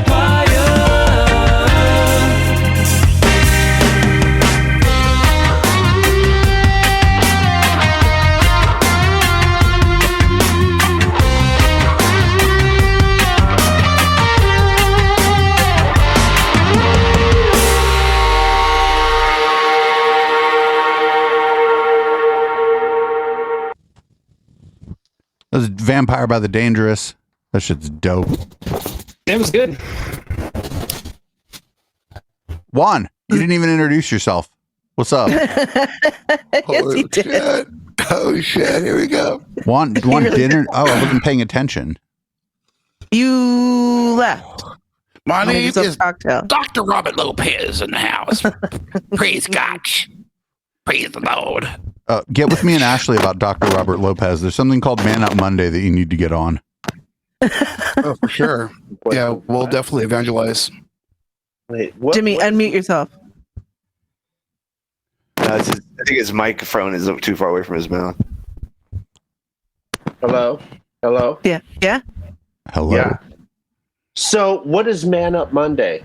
Oh, you Okay, should go let on me that sum this too. up. Actually, if you want to get, if you like, don't like idiots, get with us after the show. There's this guy, and he's having a big sad because his little anti-mask group is like 65% women, and he thinks that it's a big tragedy that a bunch of men aren't also like throwing a fit about the mask. And if you go on his show, that would be so funny. Oh my God. I'm so wanting to be a part of this now. Yes. Yeah, absolutely. It gets good. It really does get good. I mean, he's seen what he thinks is the worst of our organization, but really, fucking Jimmy Arsenault hasn't shown up on his show. What? What does that mean? Like, do you think I'm an they hate arsonist or something? No. Okay, so this dude lives in Fresno, and he used to be like, oh, okay. Point one, dude is born You had me raised, in went to Fresno. Zealand, and lives in Fresno. And so he has this coalition for individual liberties thing. That's this soaked in entitlement organization that just doesn't want to wear a mask in the Sprouts. And so they like hand out these fake legal documents that this crazy ass unofficial attorney that goes to the library and Lewis. makes copies of pages out of books and then puts them in binders and has shelves of them. Lewis. This constitutional fucking sovereign fucking citizen bullshit. What are The the God-given Jefferson rights in the guys? Constitution. But they're also like citing like Civil Rights Act of 1964, like for What? equal access shit. like Jimmy, Americans with what I'm Disabilities. telling you is you don't need any of this information. If you just went on there, we're like, hey, what we want you to do is make fun of this guy until he kicks you off his show. You would be incredibly good at that. Yeah. Oh, Jimmy would go all in, man. I am so about that. He'll be You know, like, you just followed a link to come here. You know, you just followed a link to come here on your computer. You could do that on his show. He does a whole thing about masculinity, and I know that you care a lot about like what these kind of people think about masculinity, right? Yeah. What's up? Here's me with my cat. What? The fuck? he'll be like, That's right. I rep the cat too. he'll ask you like, Cat what brother. do you think a man is? And he's incredibly like fucking just like he's like all transgender. He doesn't like fucking transgender shit. There's a man and a woman, a penis and a vagina kind of fucking idiot. What makes a man, Lebowski? Peter's actually Nice. super nice and could go on there and get kicked off just as quick as the rest of us do. See, what happened is I tricked this guy into coming on our show. See what happened was what happened was I tricked this guy into coming on our show, and then I let him give his spiel in the beginning, and then I started asking him questions, and then I knew more about his conspiracy theories than he did, and then he said I was uneducated, and he hung up on me. oh my god, nice. Man, this is fascinating. I feel like I have a window on a subculture of feuding podcasts that I didn't even know existed, and it's very exciting. Like, this kind of changes my life.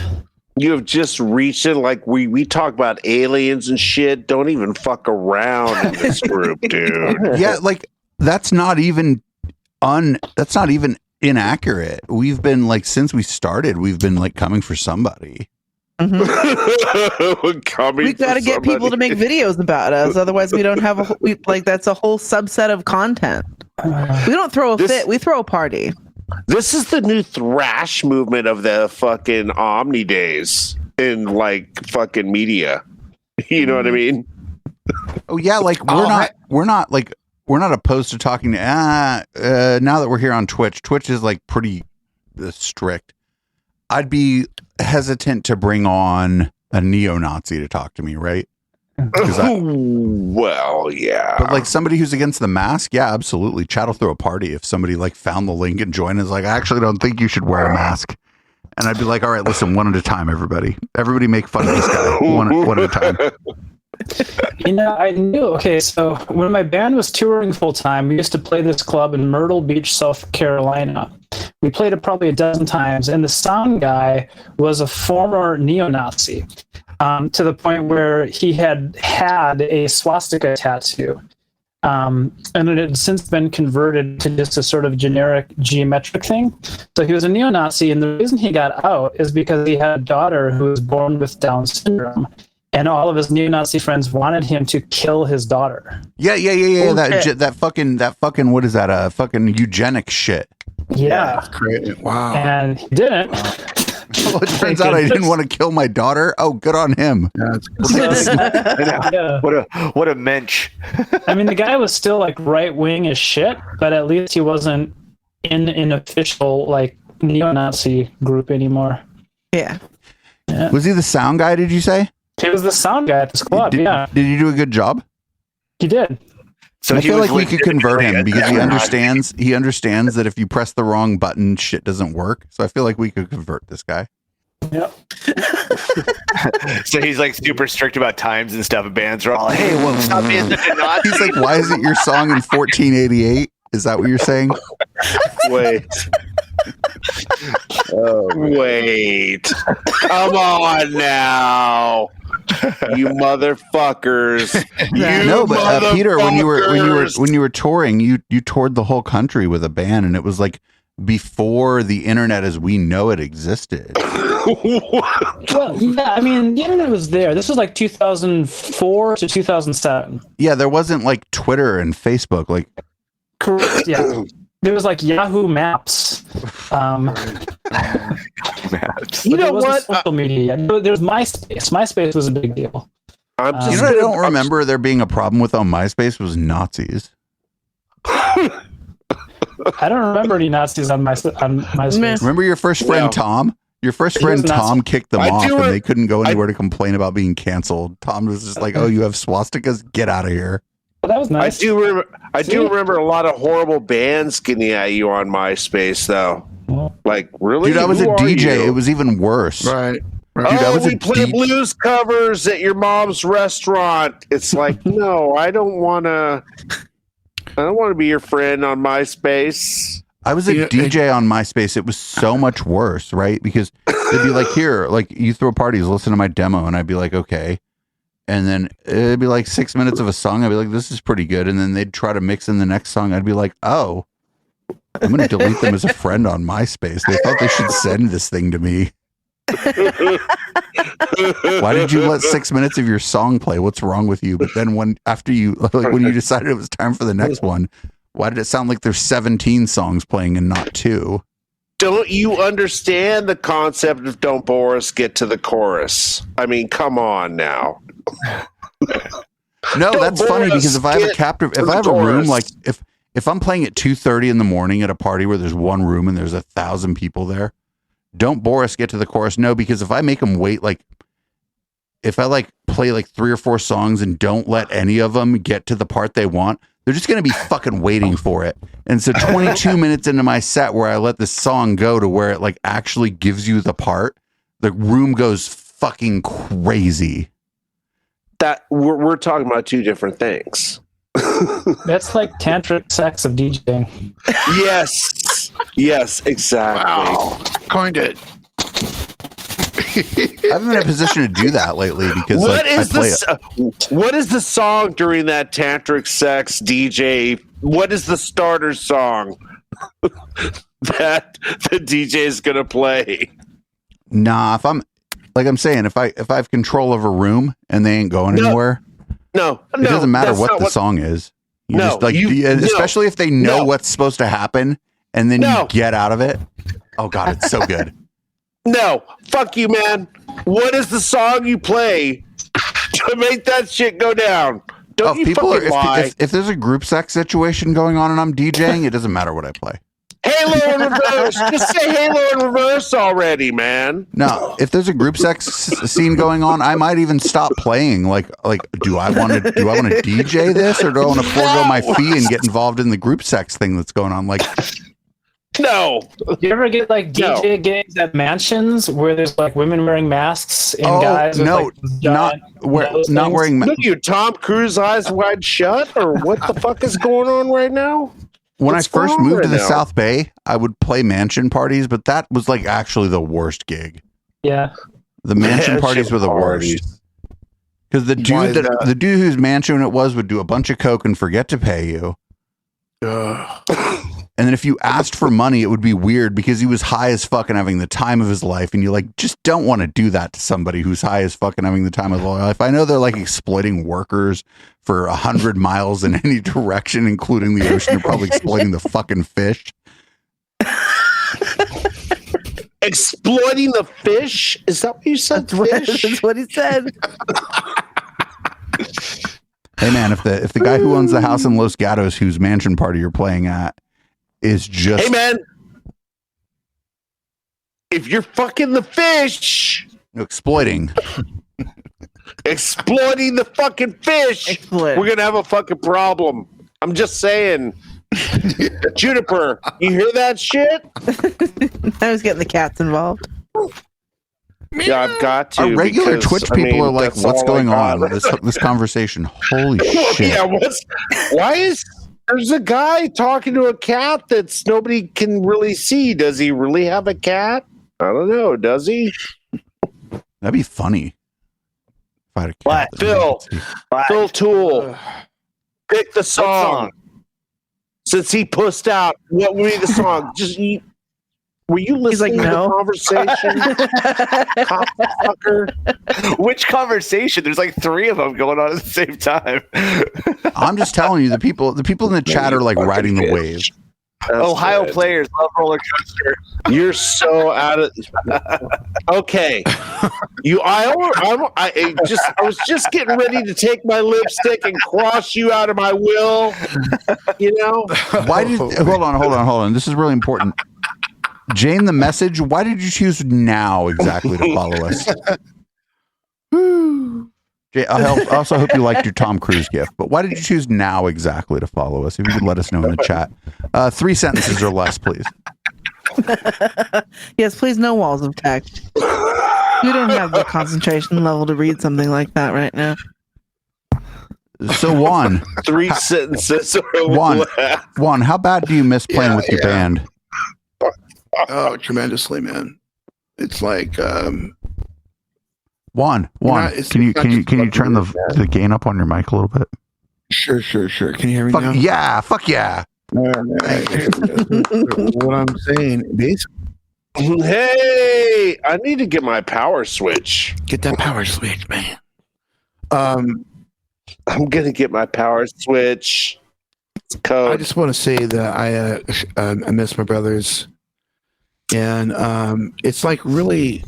When you have played in that capacity with these very, very aware brothers, you know, a very connected family, people, and it's like you really, there's a connection that's really deep, you know what I mean?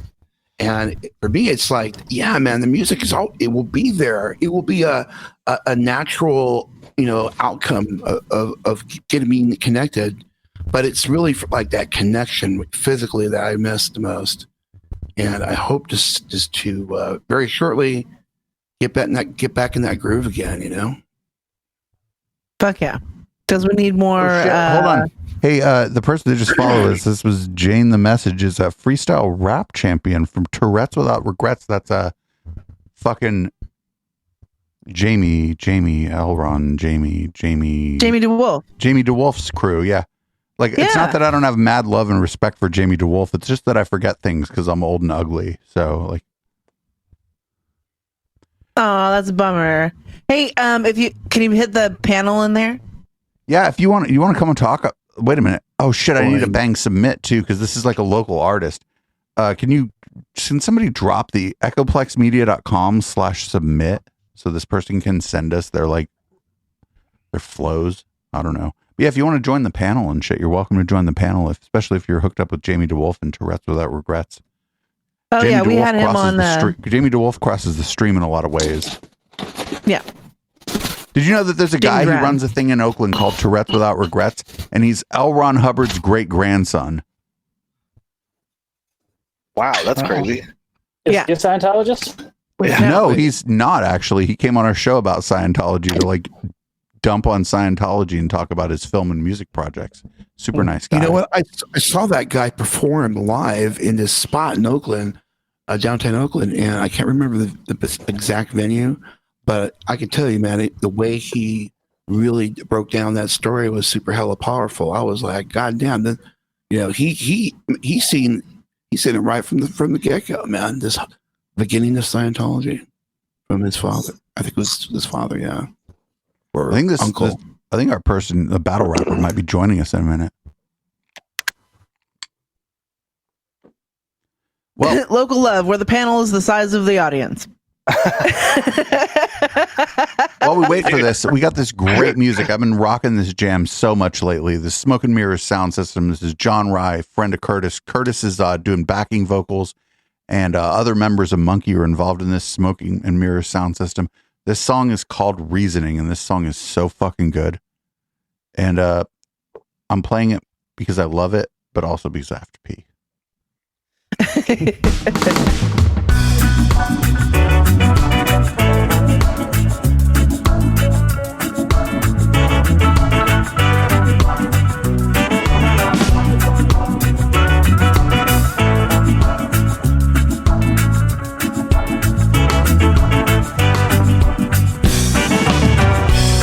There is violent depression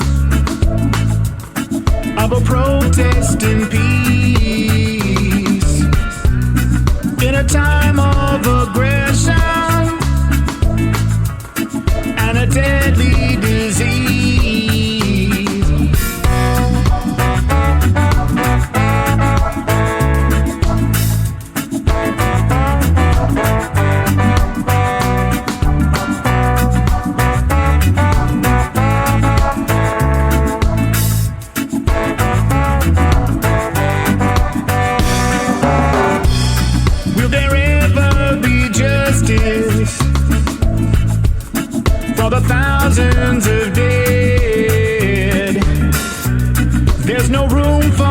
discussion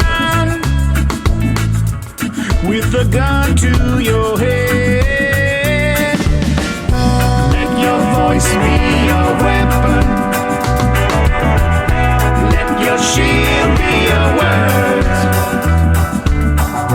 Let there be no confusion. Let the people be heard. Full of hate with no reason. There's no light in their eyes, and their hearts have been hardened by a network of lies. Let your voice be your weapon. Let your shield be your words. Let there be no confusion. Let the people be heard.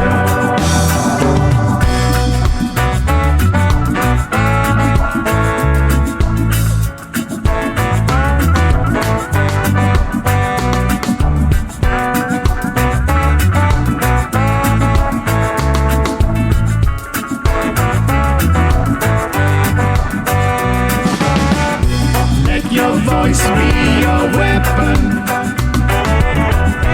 Let your shield be your words.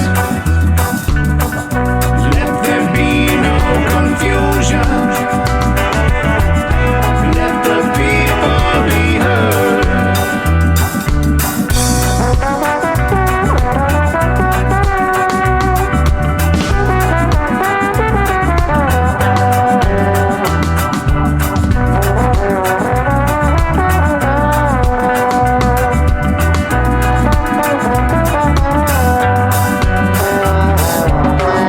Let your voice be your weapon.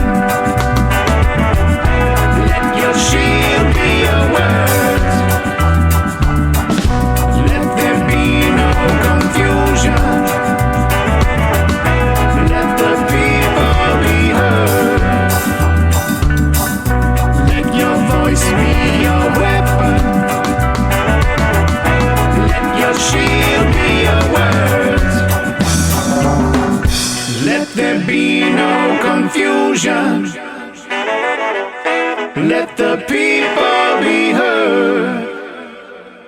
All right, that was Reasoning by Smoke+Mirrors Soundsystem. We have somebody we've never met, never seen on the show. Who are you and how you doing?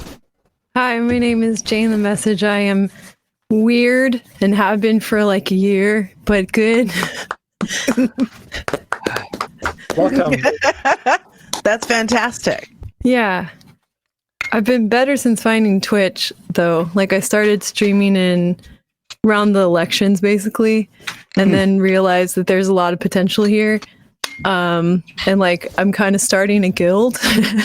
So, like, we already met with SAG-AFTRA to get advice and to kind of let them know that we're trying to take streaming really seriously. So, like, I've made a lot of friends already, and I'm, like, kind of excited and feel like this is maybe my lane. You should be our friend, but you should never take our advice. Okay. So outside of Twitch streaming, and by the way, do mention your Twitch channel. Yeah, it's Jane the Message, same as my rap name. Oh, fucking A. And other than that, like you're in with Jamie, and like what were you doing before the pandemic? What kind of entertainment were you into? What's up? Introduce yourself. Like I gotta run and make another drink, so. Oh, sure. Yeah. So I've been like in the Bay Area underground hip hop scene since like 2017, but I was like rapping since I was 8, and bullied a lot. Then I became a ballet dancer, and then Jamie DeWolf discovered me, freestyle rapping at a random live dating show that I got hazed into doing. And then I started battle rapping at Tourette's like right away and started winning right away. Then I just kept working on that and getting better at freestyling.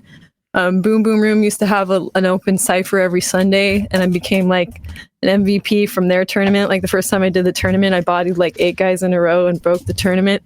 So I was like, cool. So, but I was always a writer. So yeah, I started like teaching myself Logic, and now I work with a producer. This guy, Jim, who's got a studio out in Oakland, really close to oh gosh, what's that called? The Punk venue. I'm blanking right now because I'm nervous.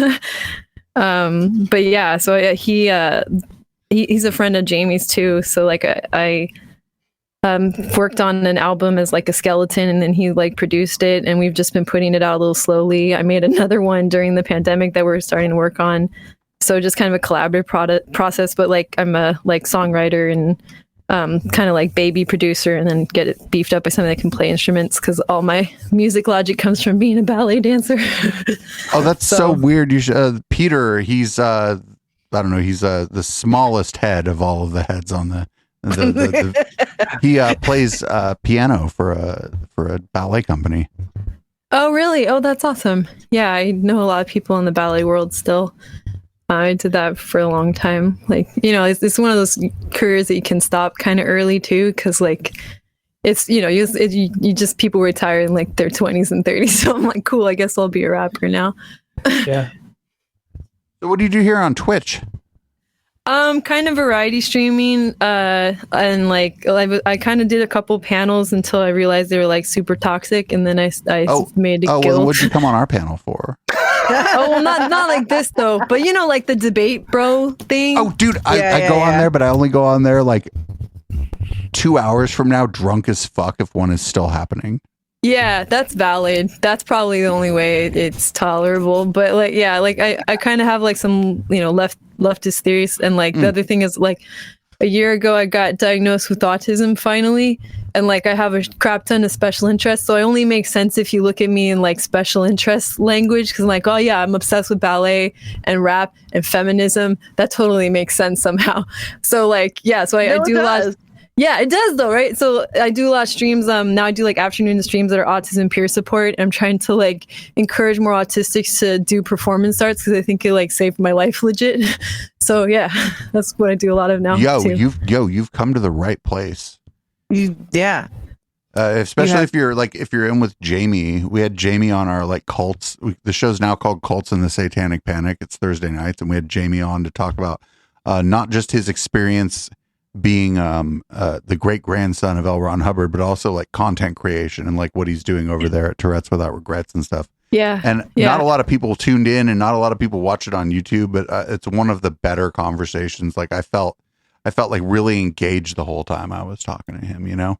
Yeah, he's great. Like I owe so much to him. And like I know that like dance helped me come out of my shell, but it wasn't really until I got involved in rap, which I wanted to do since I was a kid, and like people just like validated me doing it, that I started to feel like I actually really accepted myself. And like yeah, Jamie's like watched me develop so much just from him giving me that chance like randomly, and now I'm like crowd favorite. I've been doing the stream ones that he's had since the pandemic. Last time I won using like these snap filters, I was like a banana and an avocado at a disco, which was like a little bit of a cheat, yeah. But I was also hella broke, so, and it worked. What I like most about you is that your audio is hella on point. You sound good. That's what I like most about you so far. Media Wench? Ray. Yeah. Thank you. Yeah. Audio Technica. Yeah. Well, thank you for coming on. We're kind of talking local music and stuff. We've been mostly focused on San Jose, but where ish are you at? San Francisco. Oh, cool. Yeah. A lot of my homies are like the whole underground Bay Area scene, and like some of the nerdcore too. So I used to go to conventions, and like another group of my homies are doing like a freestyle rap D&D game on Twitch. Wait, what? And that's like, rad. Yeah. Like, I don't like freestyle rap that much or D&D, but I would tune in for both. Yeah, together, right? Yeah. So do you know Lex, the Lexicon artist? Of course I do. We've been trying to do a track together forever. On her you should one of the cameos on her song she put out a music video for during the pandemic, showing us all going crazy. Yeah. Yeah.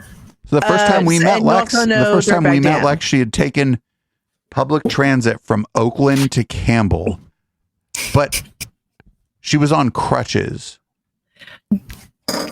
So one of our people drove a minute and a half across the street to the light rail. I guess I shouldn't say which light rail station, because eventually a QAnon person's going to come over and try to blow my head off. Right. But a friend friend drove her like a minute and a half from here, and then she said, "Oh, that was really great. You know, I came all the way here from Oakland, and then your friend picked me up a minute and a half away at the light rail station." I was like, "Bah!" Yeah, but she's great, dude. She's super talented. She seems to be doing so good in New York. Yeah, she is, and I admire. She's got great work ethic too, and like, you know, I think that she's a good one for understanding branding and like I have an intuitive sense of it because I'm just fucking weird. So like that does some legwork, but she's so precise and she's really strategic in a way that I'm like, wow, I wish my brain could do that. I mean, we're always all going to meet people who are like, you're like, oh, I wish I could do that. Like the Media Wench is my co-host, the other person in the very red room. And she's like really good at talking to people, especially when I like make conflict that I shouldn't have made it. Yeah, it's about community though. I think that's what I mean, the Bay Area music scene to me has been just building like the first real friends I've had in my life, and now I'm starting to make new friends on Twitch too, and it just feels like when people understand where you're coming from, they want to help you out, like they want to see you do your best. That's kind of my vibe, is like everybody wins. Yeah, amen. Yeah, welcome. This is like a weird part of Left Twitch. You came here on Local Love, though. It's like a good entry point. The rest of the shit we do is insane. Yeah, but like politics on here is like wild. I've been trying to figure it out. Like I've been studying psychology since I was a kid because I had hella autism and didn't know what was wrong with me. So now I'm always like trying to be like, which book should I look at to understand why people are acting so weird? Oh, maybe, I don't know. Don't only show up here on Tuesday because we'll leave your fucking mind. Okay. Yeah. Well, hey, thanks for coming on. Like unknown kind of sight unseen with people you don't know. That's fucking cool.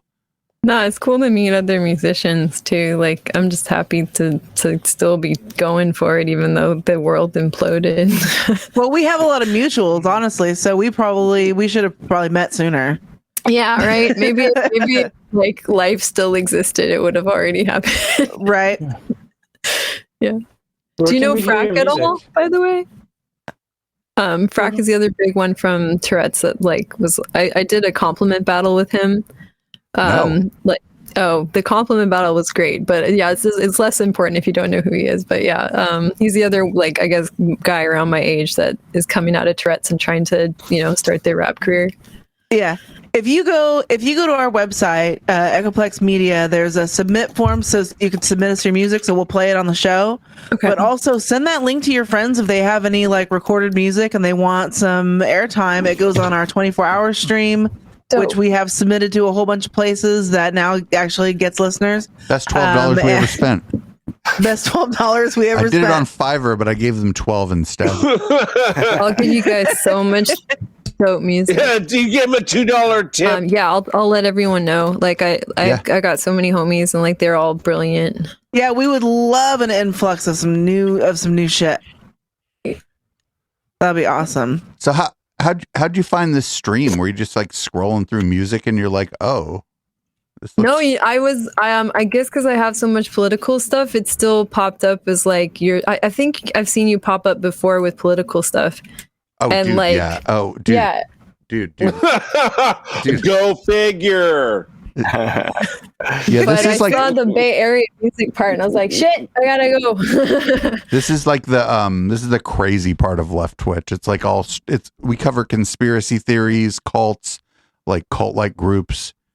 We do local music, but that's just because like these are our friends. Like if there was no pandemic, we wouldn't be streaming on Saturday night. We'd be somewhere. Yeah. But yeah, it's like so would it be kind of like weird science, like chips, whips, dips, witchcraft? Yeah, pretty much. Well, you know what? Okay. Everybody who isn't me in the Media Wench, like introduce yourself to our new co-host guest. I don't know. We'll start with Juan because Juan's been quiet for a while. Oh, what am I doing here? What's going on? Juan's not paying attention. Juan's napping. Juan's all. Oh, what? Are we still talking right now? Oh, there are other like artists and interesting, smart people who are doing great things on this panel, and I feel like our new We'll call you a co-host. Should know. Nice. New co-host. Phil Toole got demoted. No. This isn't a pie. I just got the boot. This isn't a pie. Dude, I'm just trying to. You wanted me to do what? What is it? Who are you and what are you doing yourself. here and like what music things do you do and all that shit? You're Okay. You're Ed McMahon. Go for All right, it. real quick. My name is Juan Maserati. I am a keyboard player for Rebels Camp and also for Los Improviser. And I hang with my peeps, and my peeps hang with me. And peace and love to the world and everyone in the world. All right. Back to you, Bob. All right, Peter, who are you? First, I just want to say Juan is really cool, and I love him. And I don't know if I've ever actually met you in person, Juan, but I friended him on Facebook because he was always posting on Rachel Warner's page, and I agreed with everything he said, and that was great. Anyway, my name is Peter Colclasure, and I play piano for a ballet school, and I also compose and release kind of modern neoclassical music under my own name. Peter is a very, very accomplished classical pianist, and I would encourage everyone to check out his discography because he's really good. And I believe you've released a few works already, right, Peter? Yeah, I have 3 albums out. I feel like Juan and Peter need to be doing that collab. Y'all are both good on the ivories. Yeah. Man. I've always thought that dueling piano bars were super cheesy and lame, but maybe we should start one. If it's cheesy and lame, you could just write disco. If you do it at like 130 beats a minute, and you put like fat bass line on it, I'll just DJ it. It'll be fantastic. Dude, I'll just let you handle them keys, and I'll run some vocals on it. How's that? That sounds great. Do you think that this is not the biggest time in history where the world needs disco again? Are you fucking kidding me right now? Dude, come on. The Conduit. For fuck's sake. If you think the world...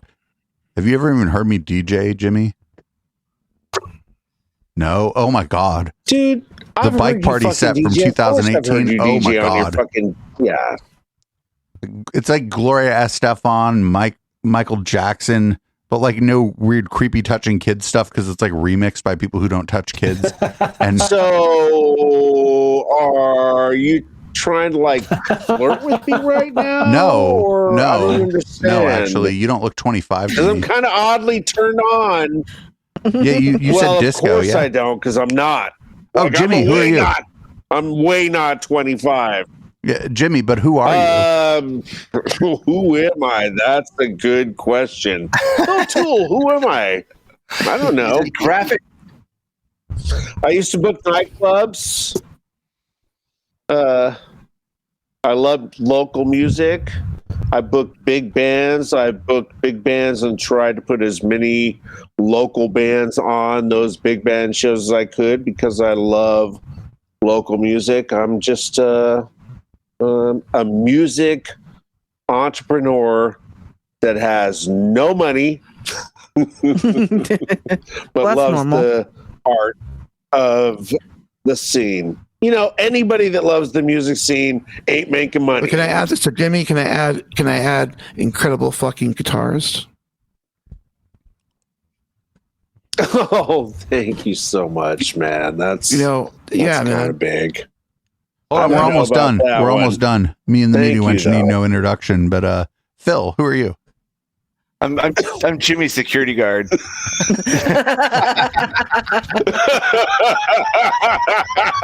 Nice. You could have made it way shorter, Phil. There you go. You just sat there. So I feel like DL is all pissed off. Yeah, now we go by DL, Dave. No, I'm not on the down low. I've been out since 1994. What are you talking about? I'm not the DL. I'm not Steven Crowder. Oh my God. So I feel like Jane the Message is going to like give us a link to a music video that Jane has done, and I feel like we should watch that. Fuck yeah. Great. Fuck yeah. Where's Chip? I know, we need Chip. Chip does this this character called Tracy from Downtown Campbell. Oh my god, it's so funny. Anyway, this is I'll need just a moment here. I'm on like too many computers. This was so much easier when people could be in the fucking studio with me.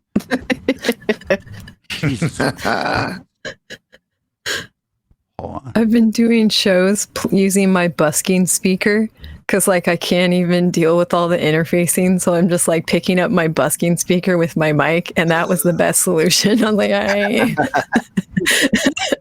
So you didn't know this when you signed on, but you signed on to a fucking science project. Go back and watch this, and like it seems like a shit show when you're involved in this, but go back and watch this and like check out how good this. We have like a soundboard thing about this. We have like this councilman. He's the host of another show. He's like, at some point we are going to have to do a whole show about how good this show sounds.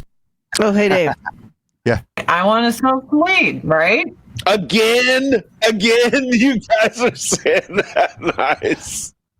All right, so it does sound fucking sexy. All right, so check this out.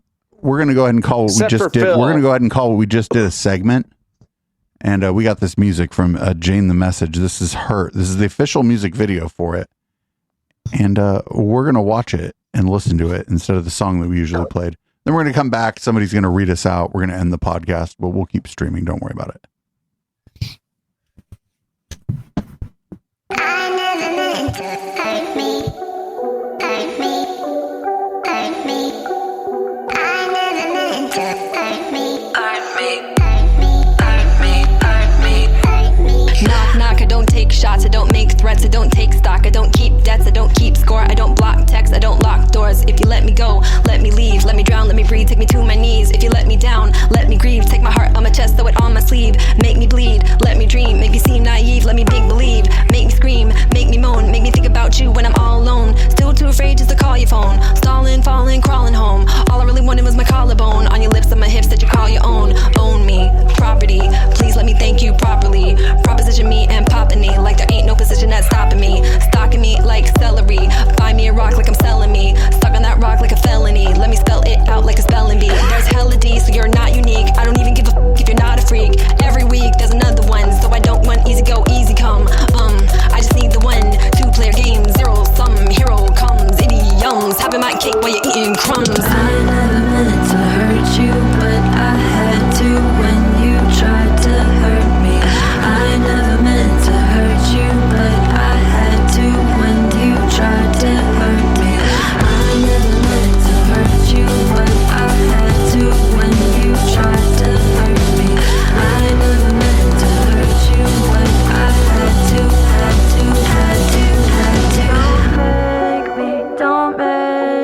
Don't make me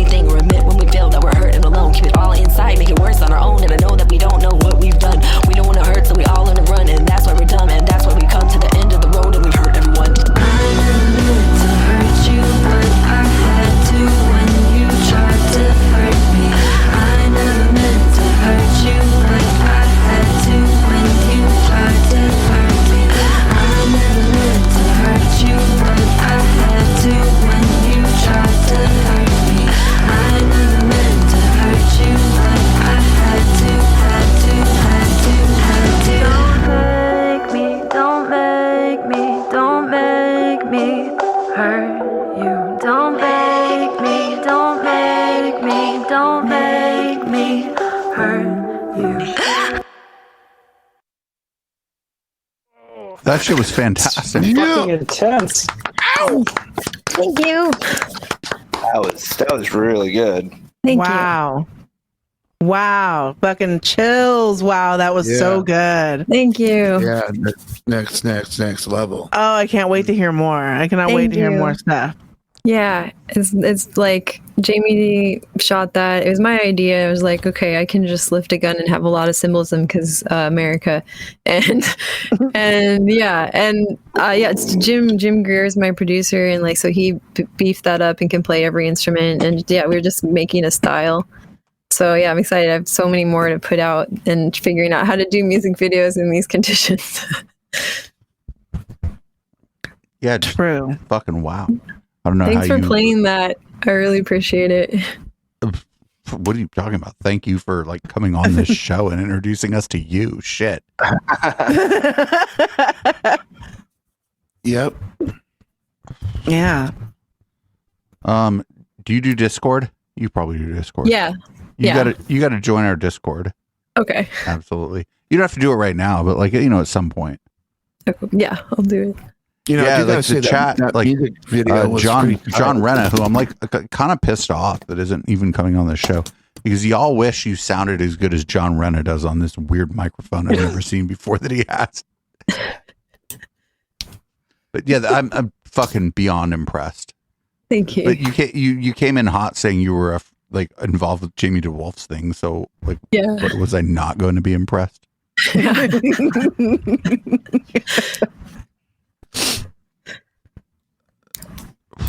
Thanks. I don't know what to say. Right. I was going to say the video real quick. Like that video was just pretty amazing. How you assembled it. Like, how much of a time production did it take? Like, for you to. That was like the third or fourth take, and then we cut it there. Like at first, Jamie was like, "Be subtle," and then he's like, "Never mind, be crazy." I was like, "Cool, that's way easier." So. Yeah, we were just like trying different things a little bit, but I've been practicing with like it's like a Glock BB gun, just like in my room, like, and so it felt smooth enough that I could do a one take on that. Yeah, so it didn't take long. So, can I be the old guy in the room and ask if there's a way for you to share all the links to her social media so I can help promote that? Can I as be well? like the slightly less old guy in the room and like scold you for not being in our Discord, just talking shit all the time when you're in Facebook jail?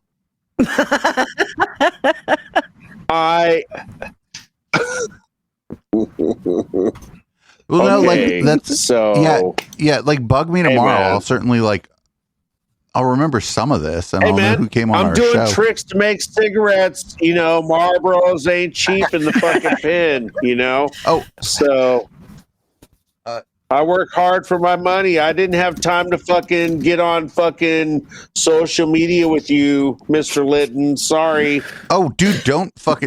There's people that want to kill me. I think. Oh, but they're in Virginia Beach and they don't believe in airplanes. Never mind.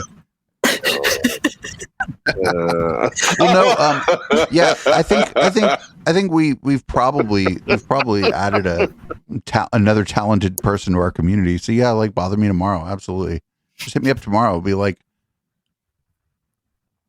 I heard this great song with this weird video. Who was that? I'll give you. I'll be like, here's 7 links. Yeah. Nice. I mean, I don't even. The video was great. Fuck it. The podcast is over. Meaty, why don't you want to read us out? Yeah, thank you everybody for listening to watching Local Love tonight. If you're listening live or watching live on Twitch, please do hang out. If you're listening to the podcast version, please follow us on Twitch at twitch.tv/EchoplexMedia.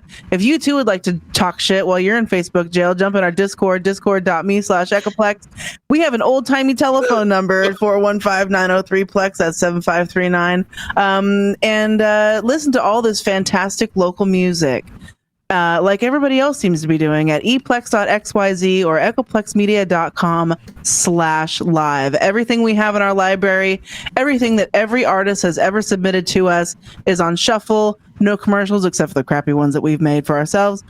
And yeah, you can go to the website. You can request songs. You can look through our whole library. You can see what we have by whatever artist. And if we don't have something by a local artist, go fucking tell on them and make them submit their stuff to Echoplex Radio.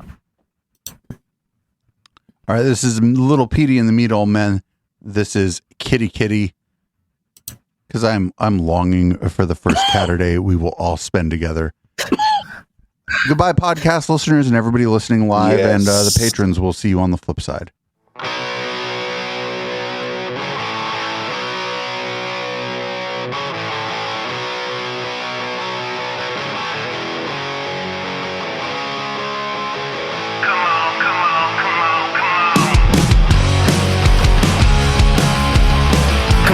Come on, come on, come on.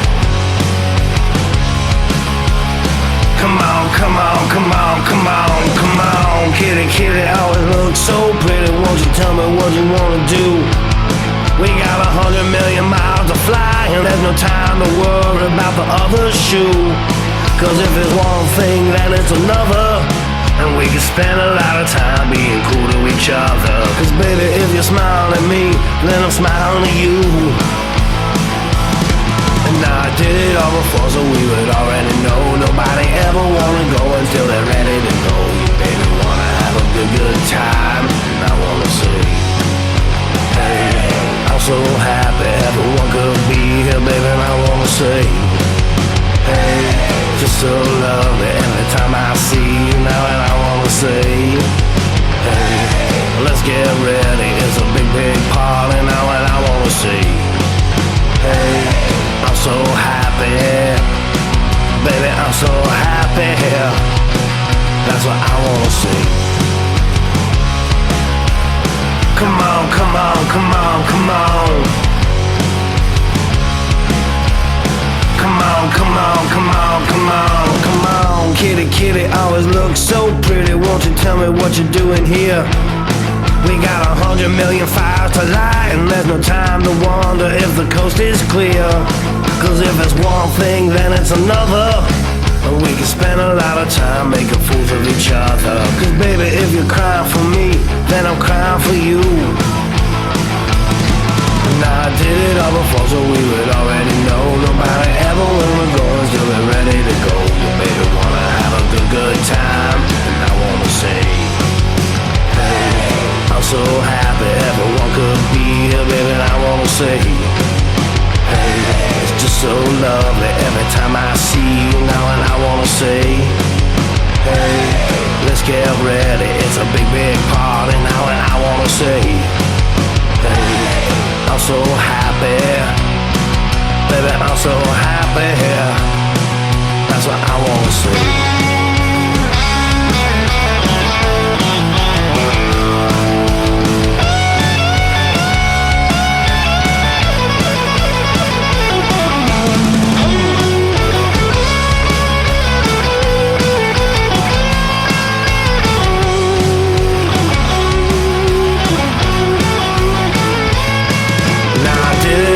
So we would already know. Nobody ever wanna go until they're ready to go. Your baby wanna have a good time. And I wanna say, hey, I'm so happy everyone could be here, baby. And I wanna say, hey, it's just so lovely every time I see you now. And I wanna say, hey, let's get ready, it's a big, big party now. And I wanna say, hey, I'm so happy, baby, I'm so happy.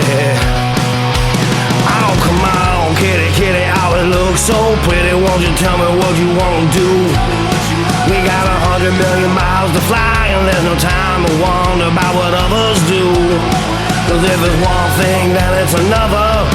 And we can spend a lot of time playing cool with each other. Cause baby, if you're trying for me, then I'm trying for you.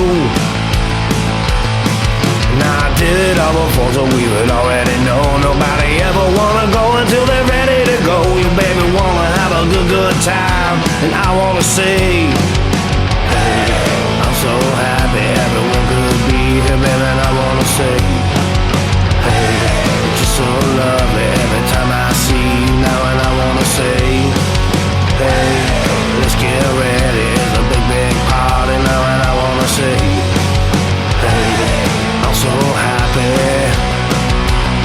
so happy. You know that I'm so happy.